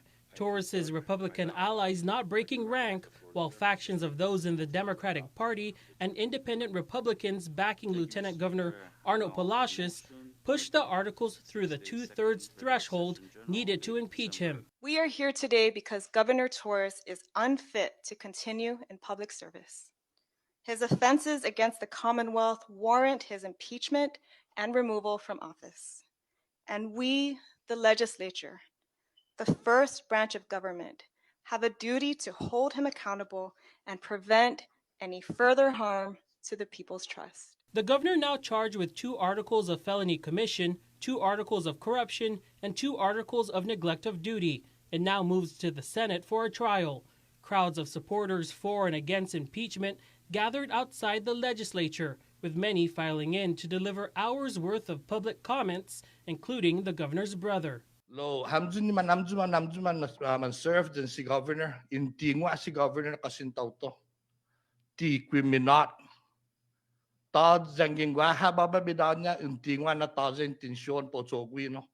A former confidant also speaking out in support of impeachment. I would advise, my friend, a resignation brings unity to our people, brings stability to the Sinamay so that we can start rebuilding. I hope my friend is listening and the governor in him will step up to the plate and makes the right decision and resign to bring unity and peace to our people and the Sinamay. The governor has denied all charges and maintains his innocence.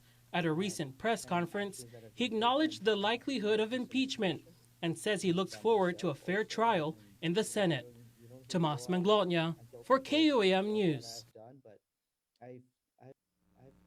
All right, so that was our story summarizing the hours worth of public comments and also debate and discussion among the 20 lawmakers, and wanted to provide you a list of the lawmakers who voted no against impeachment. That is Representative Roy Ada, Representative Angel Demapan, Representative Joseph Lipan Guerrero, and Representative Patrick St. all voted no against impeachment. And tonight we'll have a full story on their responses and their explanations as to why they voted no against impeachment.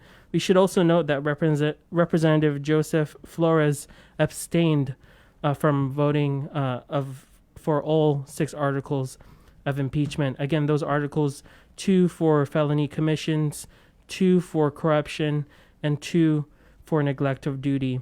Now, yesterday and throughout the past year or so of our reporting, you've heard a lot from politicians, lawmakers, Democrats and Republicans from both sides of the aisle. And this morning, we wanted to bring you more of the people's voice, what folks are saying on the ground about this impeachment. And first, we wanted to start with Grace Sablan Viangaye, who offered public comments yesterday. And so here's that video of Grace Sablan Viangaye in support of Governor Torres against impeachment. Take a listen.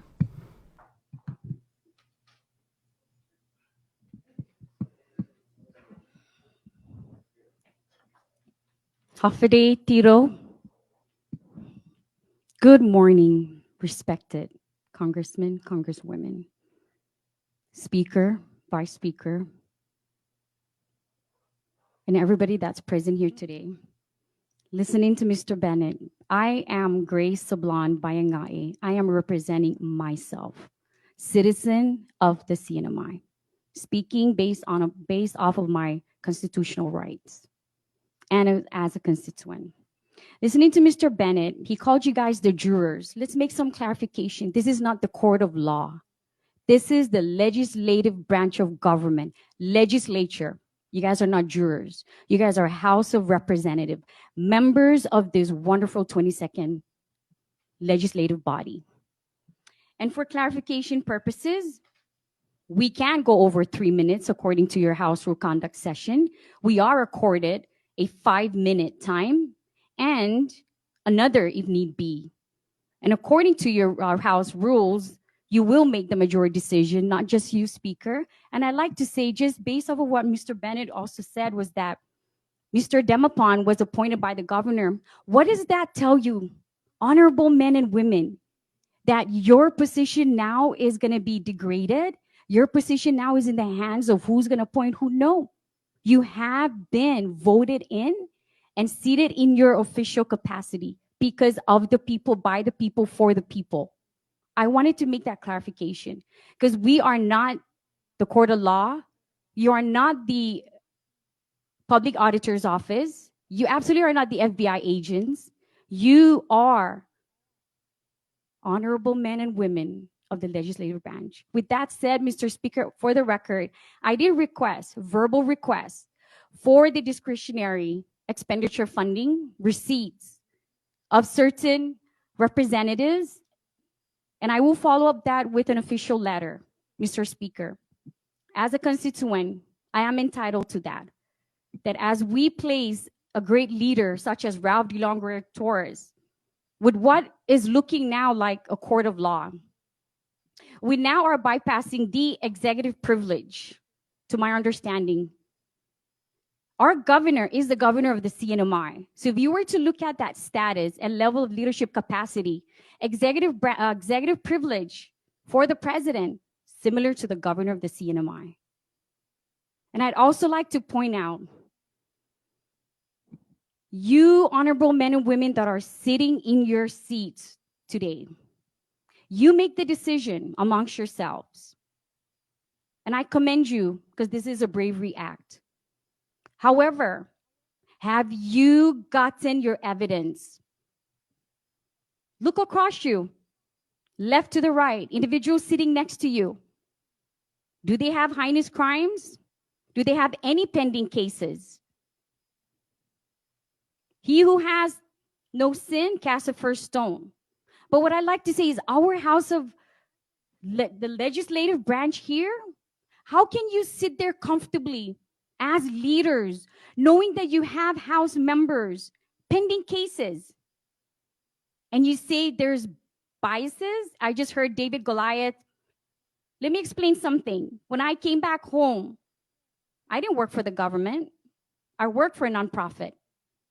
I didn't believe in the government. I was a bystander looking in. But when I had the opportunity to work for the government, I became one of those that realized the discrepancies, realized that there's so many loopholes, so many cracks in the system. I served under the administration of Governor Ralph De Leon Guerrero Torres, and I'm going to tell you now, I've never believed in a leader such as he. Why? He walked the streets during Typhoon U2. I had to make the decision when I was a counselor at DPS, called in, 2 a.m., counselor, you are to report into the office. My son then was only 1. And I asked my boss, I'm sorry, I'm not overstepping, but as a mother, I would not leave my child behind and attend to whatever is requested. Came back hours later, met up with individuals that were out there for the relief. Who did I see? Governor Ralph De Leon Guerrero Torres. Did I see anybody else? Absolutely not. Went to Rhoda, went to Tinian. In fact, even doing relief efforts, who was there? Governor Ralph De Leon Guerrero Torres. I am Chamorro, I'm Panapayan. Diplomatic relationship, Mr. Ivan Blanco worked closely with Governor Ralph De Leon Guerrero Torres to open the doors in Micronesia. Under his leadership, that was proven. So I like to close by saying, get all of your evidence. Spending expenditure as your impeachment? Honorable men and women, I'm sorry, but I do not have faith in the legislature right now. And I'm going to say that very clearly. I'd like us to really look closely Ms. Vayangay, can you please wrap it up? Yes, I'm accorded a few more minutes, Speaker. Thank you. And I will respect that, Mr. Speaker. So what I'd like to say is follow your heart. At the same time, use your mind and the gathered evidence, not just what you got based off your biases. I'm sorry, but what you've gathered is not enough. And keep in mind that you are not the court of law. You are the House of Representatives. So with that said, he who has really nothing to hide, if you have a clean slate, go ahead and cast a stone. Thank you very much and have a good day. Thank All right, you. that was Grace Sablan Vayangaya saying she has lost faith in the legislature. These public comments being, of course, brought forth before the impeachment vote happened, taking several hours yesterday. Next, we wanted to bring you one of the governor's brothers who actually testified in Chamorro on behalf of his brother, Joaquin Torres, the governor's brother, in this next clip, saying that Governor Torres is not a criminal. Senyor Speaker, si Joaquin Torres no nanu ja gagawin nanayam do na kasumasin na ja oportunidad pa bikinto siya sa pagnogan. Mga di sini na tiba bikwentos pa sa obviously todam tumungo na si Lucy Ralph. Ja pa bisangan sa piling niyo, sa piasangan sa silunya. Lo besangan niya tumotegi jo pagugwini sa bulag sa hamjo man matatasong pago manhamjo din si Governor Torres. Governor Patso, Congressman Joel Camacho, August Speaker, Congressman Yumo, Congressman Ato, Nebu si Miss Sheila Staffer. Lo, hamdun man serve din si Governor. Inti nga si Governor kasintaw to. Ti criminal. Tad zanging gwa hababa bidaw niya, inti nga na taza intensyon po sogwi no. Atan afa IJGO na biday siya mapresenta gisa hamzo. Considera afa na law man maalilits na violate. Then atan put favor. Examina hafa magagogamzo perin impeach igubernur mizu gini gisa Marianas. Estiayan atsa din sasangan molig bidadanya gubernur. Ibisinuta Guam maatan mo gizelengnya. Wow.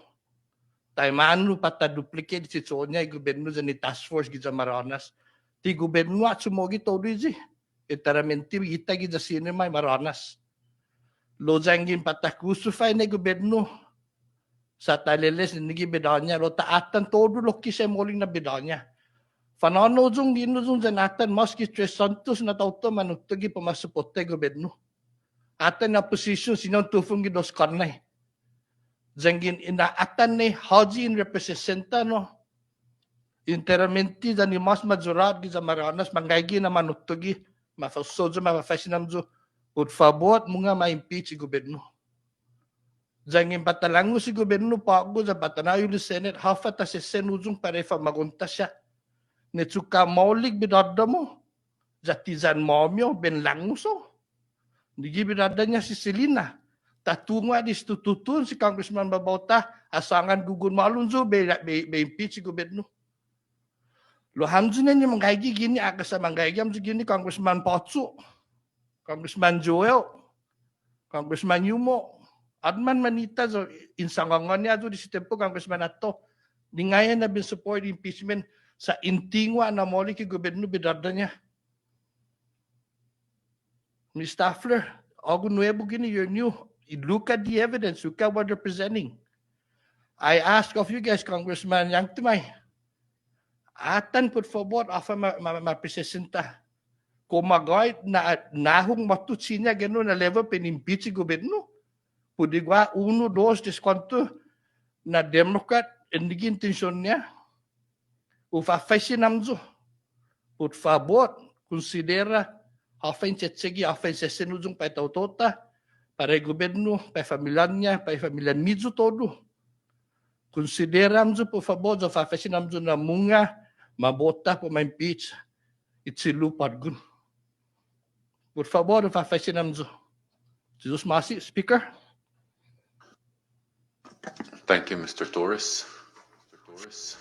All right, Floor again, that still was open the for governor's public brother saying his brother is not a criminal, that the governor is not a criminal, and also urging those who've served with Governor Torres to remember what he says is his good character. And in this next clip, we do know that we're just a few months away from the election, and Governor Torres, along with Senator Vinny Sablan, have announced their intention to run. Lieutenant Governor Arno Palacios, who's a sitting lieutenant governor, has decided to become independent and run with Saipan Mayor David Apatang as his running mate. And Tina Sablan, who we've had on the show, is the NMI Democratic Party nominee. And in just a few weeks, she'll be announcing who her lieutenant governor will be. And in this next clip, the NMI Democratic Party vice chair, Daniel Quirigua, offered his testimony at the House before the impeachment vote, and this is what the NMI Democrat vice chair had to say. History.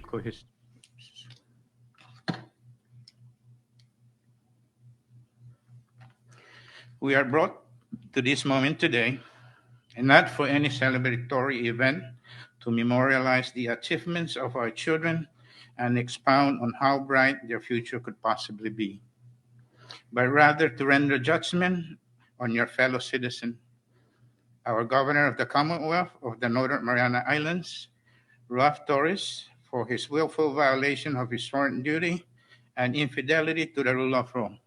Thus, the constitutional prescribed remedy is impeachment.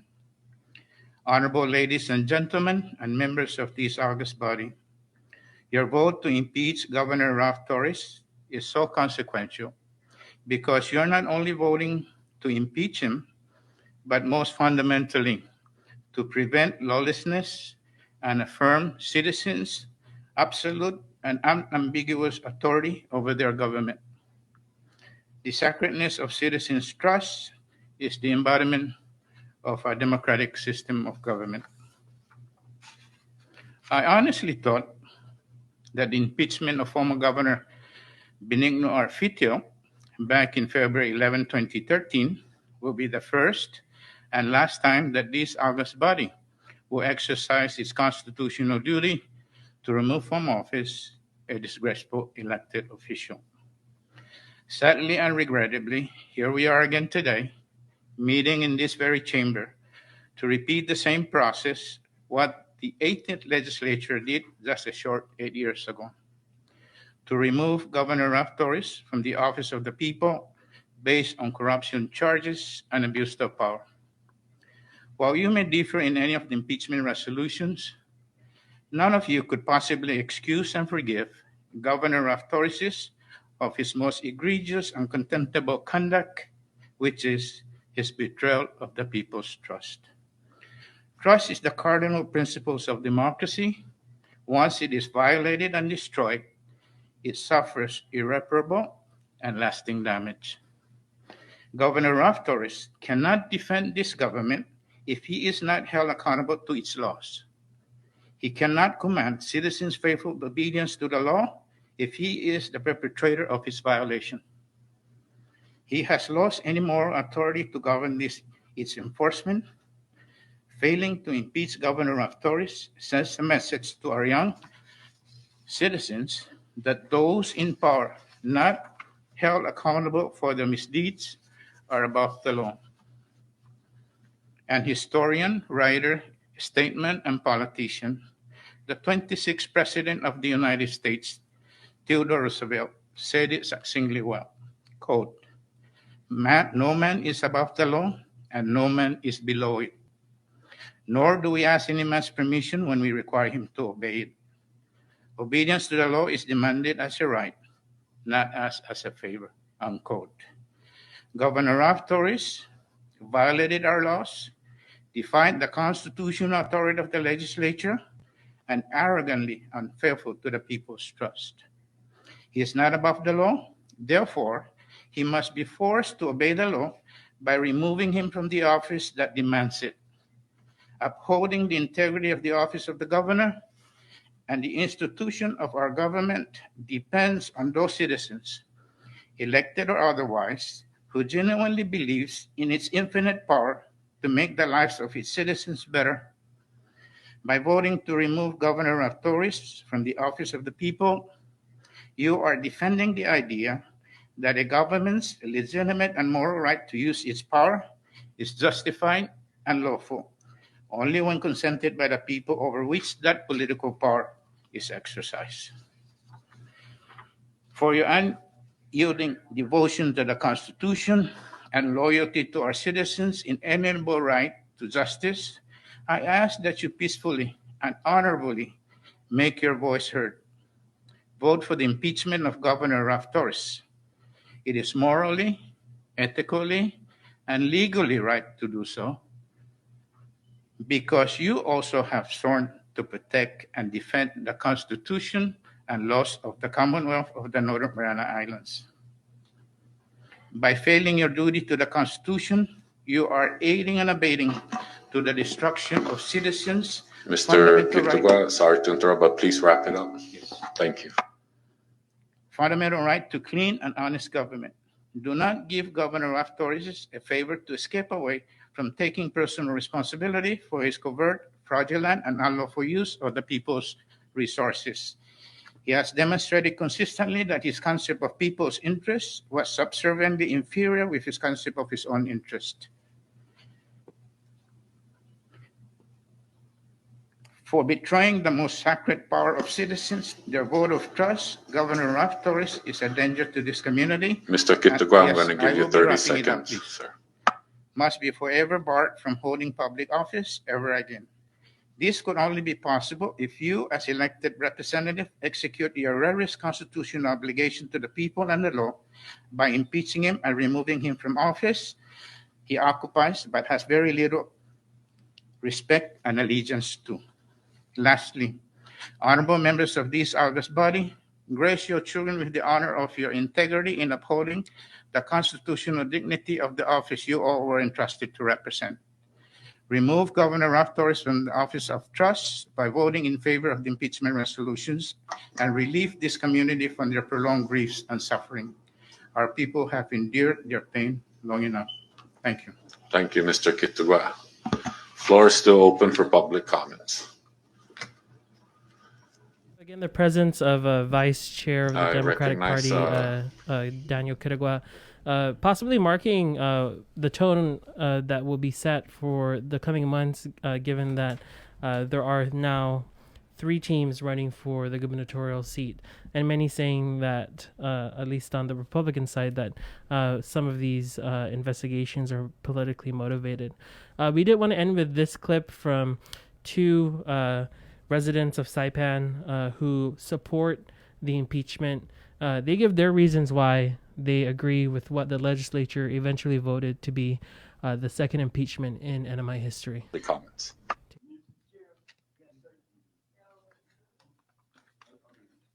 Good morning. My name is Florence Sablon. I'm a voter for Precinct 3. Thank you for giving me the opportunity to speak before you today.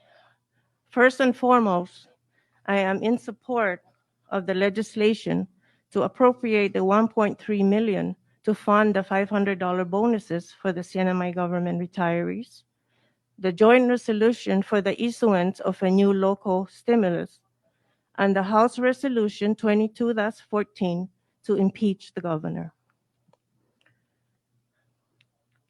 I remember growing out with my siblings. My siblings and I are expected to listen, obey, and respect our parents and all other elderly relatives and friends. My parents raised us to do the right thing, not only by telling us what to do, but from the examples we see them do on a daily basis. When I got married, my husband and I taught our children to do the same. If we expect our children and grandchildren to do good, then we all have to show good examples in everything that we do. If we continue to allow our leaders to do all these unethical behaviors, to not speak out against it and pretend that it's not happening, what does these examples teach our children and our grandchildren? That it's okay to continue to do these things and it will become the norm now and in the future? It is up to us to put a stop to these corrupt activities if we want a clean and honest government for the future generation. What we allow will continue. Most of our people were born and raised as Catholics. One of the prophetic mission of a Catholic is to stand up for the truth, the right, and justice. Pope Francis himself called for greater participation in politics with the view of bettering the world. I learned from the gospel that our Lord Jesus Christ came into the world not to be served, but to serve. Governor Torres, as leader of the Commonwealth and a Catholic, should know that he was put into office to serve all of the people, not to only serve himself, his families, and his supporters. I'm begging all of the members of the House and the Senate to reflect and to think about all the evidence that was presented by the JGO committee and make the right decision. We as adults all know the difference between right and wrong. I believe there is good in all people, and I hope and pray that you will all make the right decision in this matter. I was one of those government employees that lost my job because I spoke out during the Fitios administration.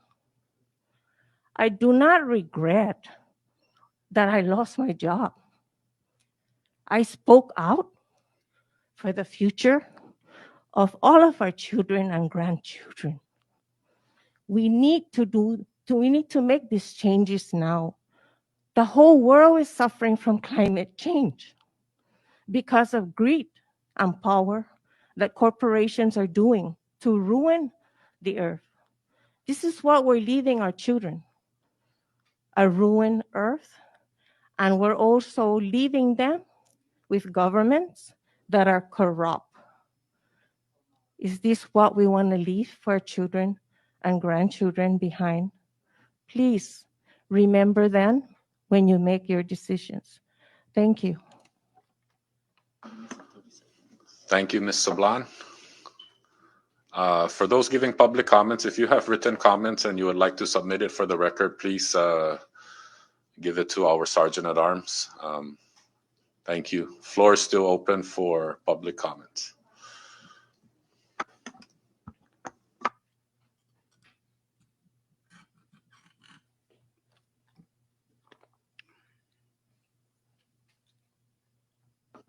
You have 5 minutes, sir.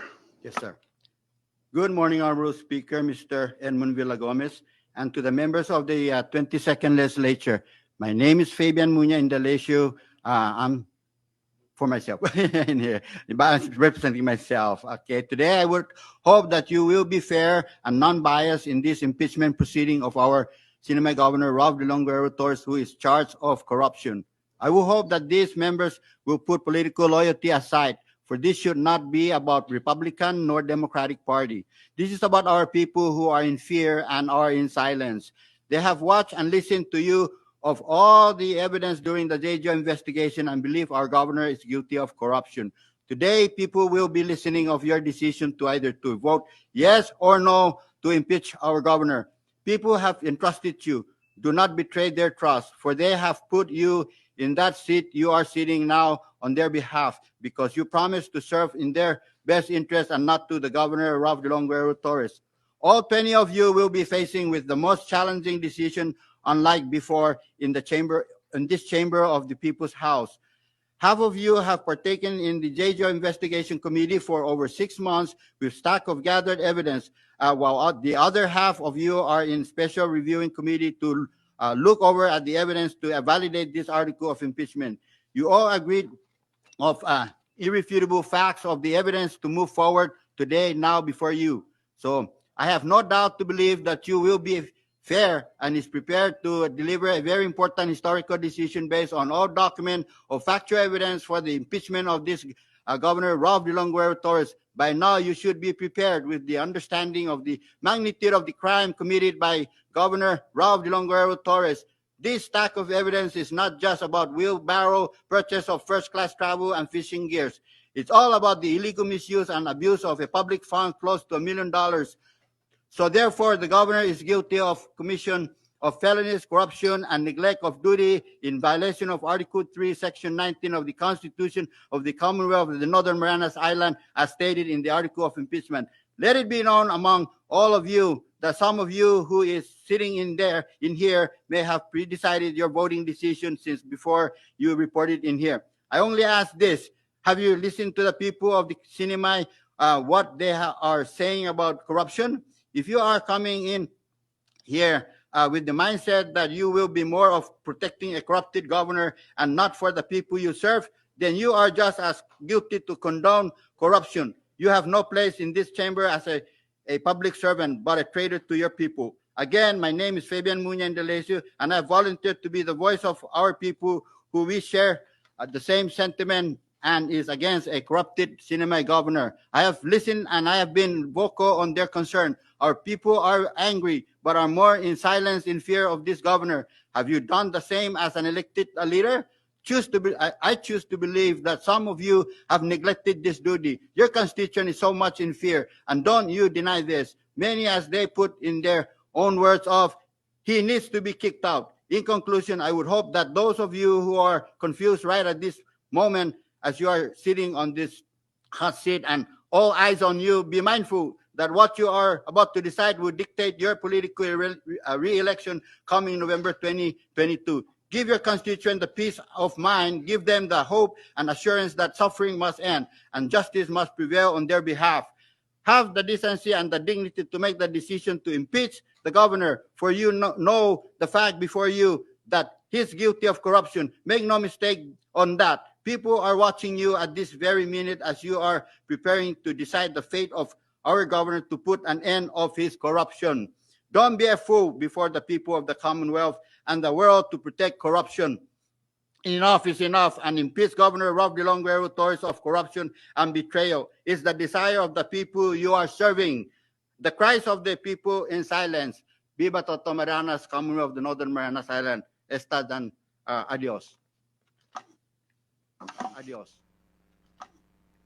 And so those were just some of the passionate public comments for and against impeachment. Some of those clips, which you can find on our Facebook page, which was live streamed, include some police officers who came out to support Governor Torres, say that they've never felt more supported as part of the public safety in the Sinimay. Of course, and tonight we'll have the full story on the Republican response to impeachment. Representative Angel Demapan, Representative Patrick San Nicolas, Representative Roy Ada, Representative Joseph Lipan, all voted no, and we'll share their explanations tonight. I did want to read part of the governor's statement in response to impeachment just a few moments after the vote was finalized. The governor wrote, "It is unfortunate to witness the hatred and willful spread of misinformation from the mouths of certain individuals, as evidenced by the calls for impeachment and the demonstration held outside of the legislature. I've been advocating for all of us to work collaboratively as one united Commonwealth, and yet politically motivated members of the House of Representatives have chosen time and time again against this. Instead, they have chosen to pursue a witch hunt in order to perpetuate this notion that I am a corrupt leader who does not care for the well-being of my home and its people. Those who know me and who have worked with me know that this could not be true." Further down that statement, he shared, "To say that I am a governor who has committed felonies, as stated in the House resolution for impeachment, is not factual by any means. Instead, it is an attack on my character, my family, and tireless members of this administration who have sacrificed for and served their community during arguably the most difficult times in our Commonwealth's history. And yet we continue to work hard in service of our people. The governor adds, I have said this multiple times and I will continue to say it. I have not done anything illegal. Those who choose to accuse me of wrongdoings choose to remain blind to the fact that progress and good work continues in the Marianas for my supporters and non-supporters alike. He concludes his letter saying, I want to thank all those who did come out to show their support. Unfortunately, the House of Representatives voted the way they did. However, I remain undiscouraged and will not deter from my commitment to the CNMI. And Chris, Jason, and Joser yesterday did speak with some folks who were there outside of the legislature. And they said that Governor Torres actually showed up at the outside of the legislature at the tent to speak to those who were there supporting him and told them exactly what was said in that message. So, and we also did see photos of his chief of staff, Will Castro, outside talking with folks. There were two tents. The tent of his supporters is definitely much more crowded than the tent for those who set up for those who want to impeach him. Many people calling it a silent majority. So those images, but also the facts of what the outcome was yesterday, which is that he is now the second governor to be impeached in NMI history. Tell us about the process moving forward. So what we know is that it's going to take at least a week to be transmitted to the Senate. The Senate will have to adopt their own rules. We got a copy of the rules that were made in 2013. Obviously, it's been a while since then, and so we're not sure if they're going to adopt those exact rules or change it. But I mean, probably not anything that's going to be a surprise in terms of how impeachment trials go. So, who is in the Senate? Like, how many people? What's the makeup along party lines? Right, and so the Senate has a large Republican bloc, and we've actually had Senator Jude Hofschneider, who is the Senate President, Republican from Tinian, on the show. Then he didn't want to comment on it, but yeah, it's and the governor has said that he trusts that he'll have a fair process in the Senate. Many people pointing out that he might have more allies there, but we'll have to wait and see. And so just running down the list of senators, there are 9 senators, and if the trial were to be held and to convict Torres and ultimately remove him from office would require 2/3 of that, so about 6 out of 9. Here's the full list. There's just 9 of them. Senate President Jude Hofschneider is a Republican. Justo Curagua is Vice President of the Senate, Republican. Vinny Sablan, Senator. He's an independent, obviously running with Torres as his running mate, Republican. Senator Victor Holkog is a Republican. Senator Francisco Cruz is a Republican. Senator Edith de Languero is a Democrat. Senator Carl King Nabors is Senator Republican. Senator Paul Manglotna, an independent, but allied with the Democrats. And Senator Teresita Santos is an independent. So, how does it, Tomas, though? Because I'm not really familiar with the parties out there. Are the Republicans? I mean, are you anticipating that they're going to vote along party lines and support the governor? Yes, and so by that count, 6 Republicans, and 6 is the number you would need to convict, and there are 6 Republicans in the Senate. And so there's no chance a Republican would swing, you think? I mean, I think it's not over till it's over. Right. Yeah. And if senators will do their job and hold the trial and decide then, I guess you can only be hopeful that everyone will do their job. And now this is out of, again, right, this is the process. It's out of the House. It's now in the Senate, right? And so that's what we're looking at. All right. Well, what do you have for today? Tonight, we're giving you the full response by the Republican Party and its members who support Governor Ralph Torres and why they are casting doubt over this impeachment, saying that it was rushed, saying that there could have been more time, saying that the Office of the Public Auditor should have been more involved if this was serious, saying that the Attorney General is the one who should have been involved, saying that the legislature has no business in doing this. And tonight you will hear from Republican lawmakers who are standing their ground and supporting Ralph Torres, supporting his innocence, that he says he has done nothing wrong. Is there argument that had the governor of the CNMI done something criminal that he would have been, like you said, charged by the AG or arrested by the cops? That's correct. Okay. Yes. A lot of people saying, why not just wait? The election is 9-10 months away. Just wait. Why are you doing this to our island? Just wait. That's also the sentiment. But again, at the end of the day, it happened. This is the process. This is the process. It happened. You can't unimpeach him. So this is the process moving forward. Okay.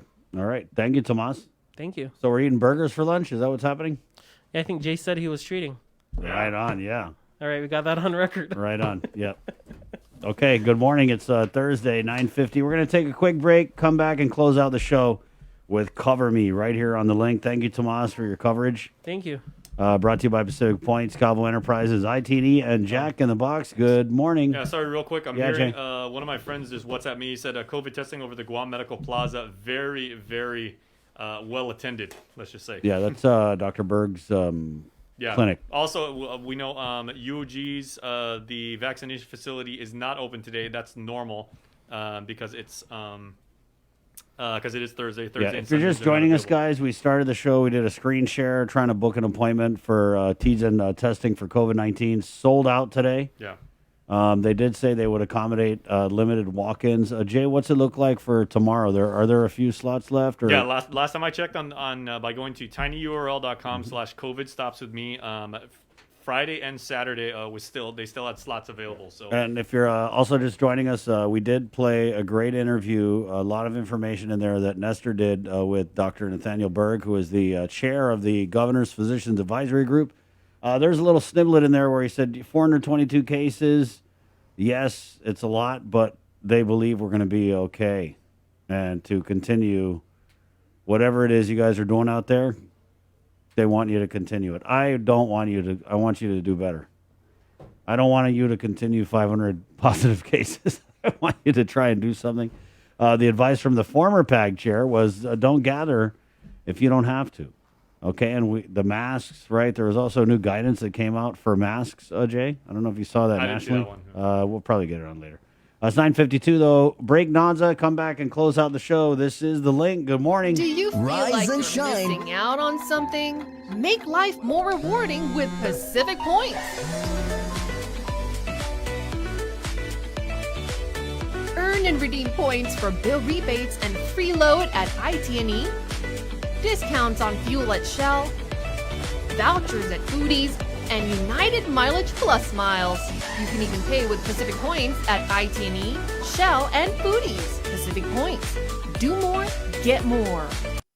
Mariana's Irrigation and Landscape Superstore. Stop on by and visit our showroom today. We offer everyday low prices on all major outdoor power equipment like bush cutter, chainsaw, power washer, generators, and more. Need service, repair, maintenance? Well, check out Guam's best superstore only at Mariana's Irrigation and Landscape, located in Barragata along Army Drive between Submarina and Besta Market. Call 735-7446 for more information. Now shipping to surrounding islands. Mariana's Irrigation and Landscape Superstore. Get the job done the right way by getting the right stuff at East West Rental Center. With years of experience helping builders, we definitely got what you need. Call 646-1463 or visit us in Upper Tumon. Open Monday to Saturday from 7 a.m. to 5 p.m. and on Sundays from 8 a.m. to 5 p.m. GU Self Storage, conveniently located near the Harmon McDonald's. We offer affordable rates, online payments, and auto bill pay for your convenience. Plus gate access daily from 6 a.m. to 9 p.m. Call us today at 648-7867 for more information. The relationship between Guam and Manila, Philippines is undeniable as we share similar cultural traditions, history, and heritage. With generations of Filipinos calling Guam home, KUAM presents a monthly look at the capital city featuring in-depth and engaging interviews on everything from medical tourism to new business and government leaders. Veteran newscaster Nestor Lecanto delivers Beyond Our Borders. This special program is brought to you by KFC and the Medical City, where patients are partners.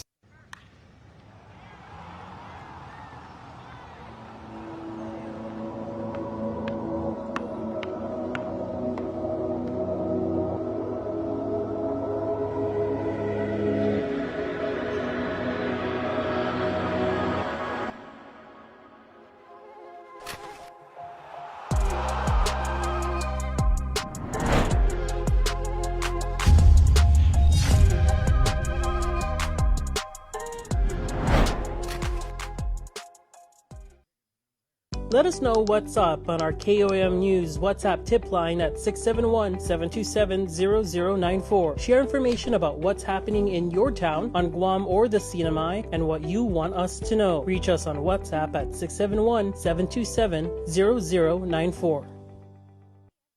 See what's on TV tonight with schedules, network news and notes, local promotions and giveaways on KOAM Communications social media pages. Like and follow us on Facebook or Instagram now for all the latest and never miss out.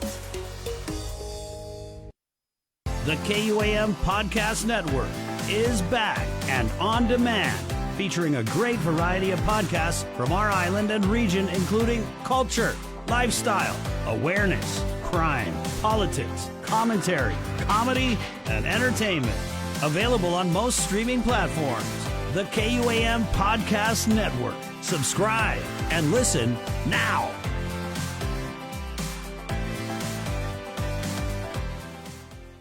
I didn't get screened because I was just afraid of it. I procrastinated. I didn't have any symptoms. I didn't have insurance. I didn't want to know. There were several services that was available to me. I got a mammogram. Colonoscopy. I know in my heart that early detection saved my life. And I just tell people all the time, please go get screened.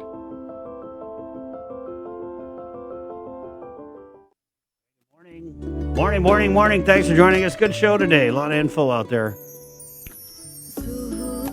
Thursday, January 13th. My name's Chris for Jason Salas, who's been doing a great job filling in for Sabrina Salas Mantanani, for Joe Sir, for Tomas Manglotnia, and the KUAM News team. Let's do Cover Me. It's brought to you by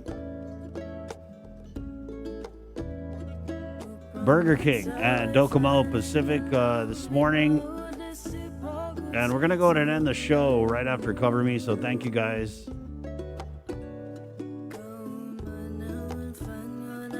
And this episode of Cover Me featuring the Mountain Boys of Guam. And you got it right here on the link. Hey, be safe, guys. Be safer. Just a little bit. Just be safer. Live your life, but, do your part. Please, por favor. It's 9:58. My name's Chris, KUAM TV. Link fam. Está. Adios.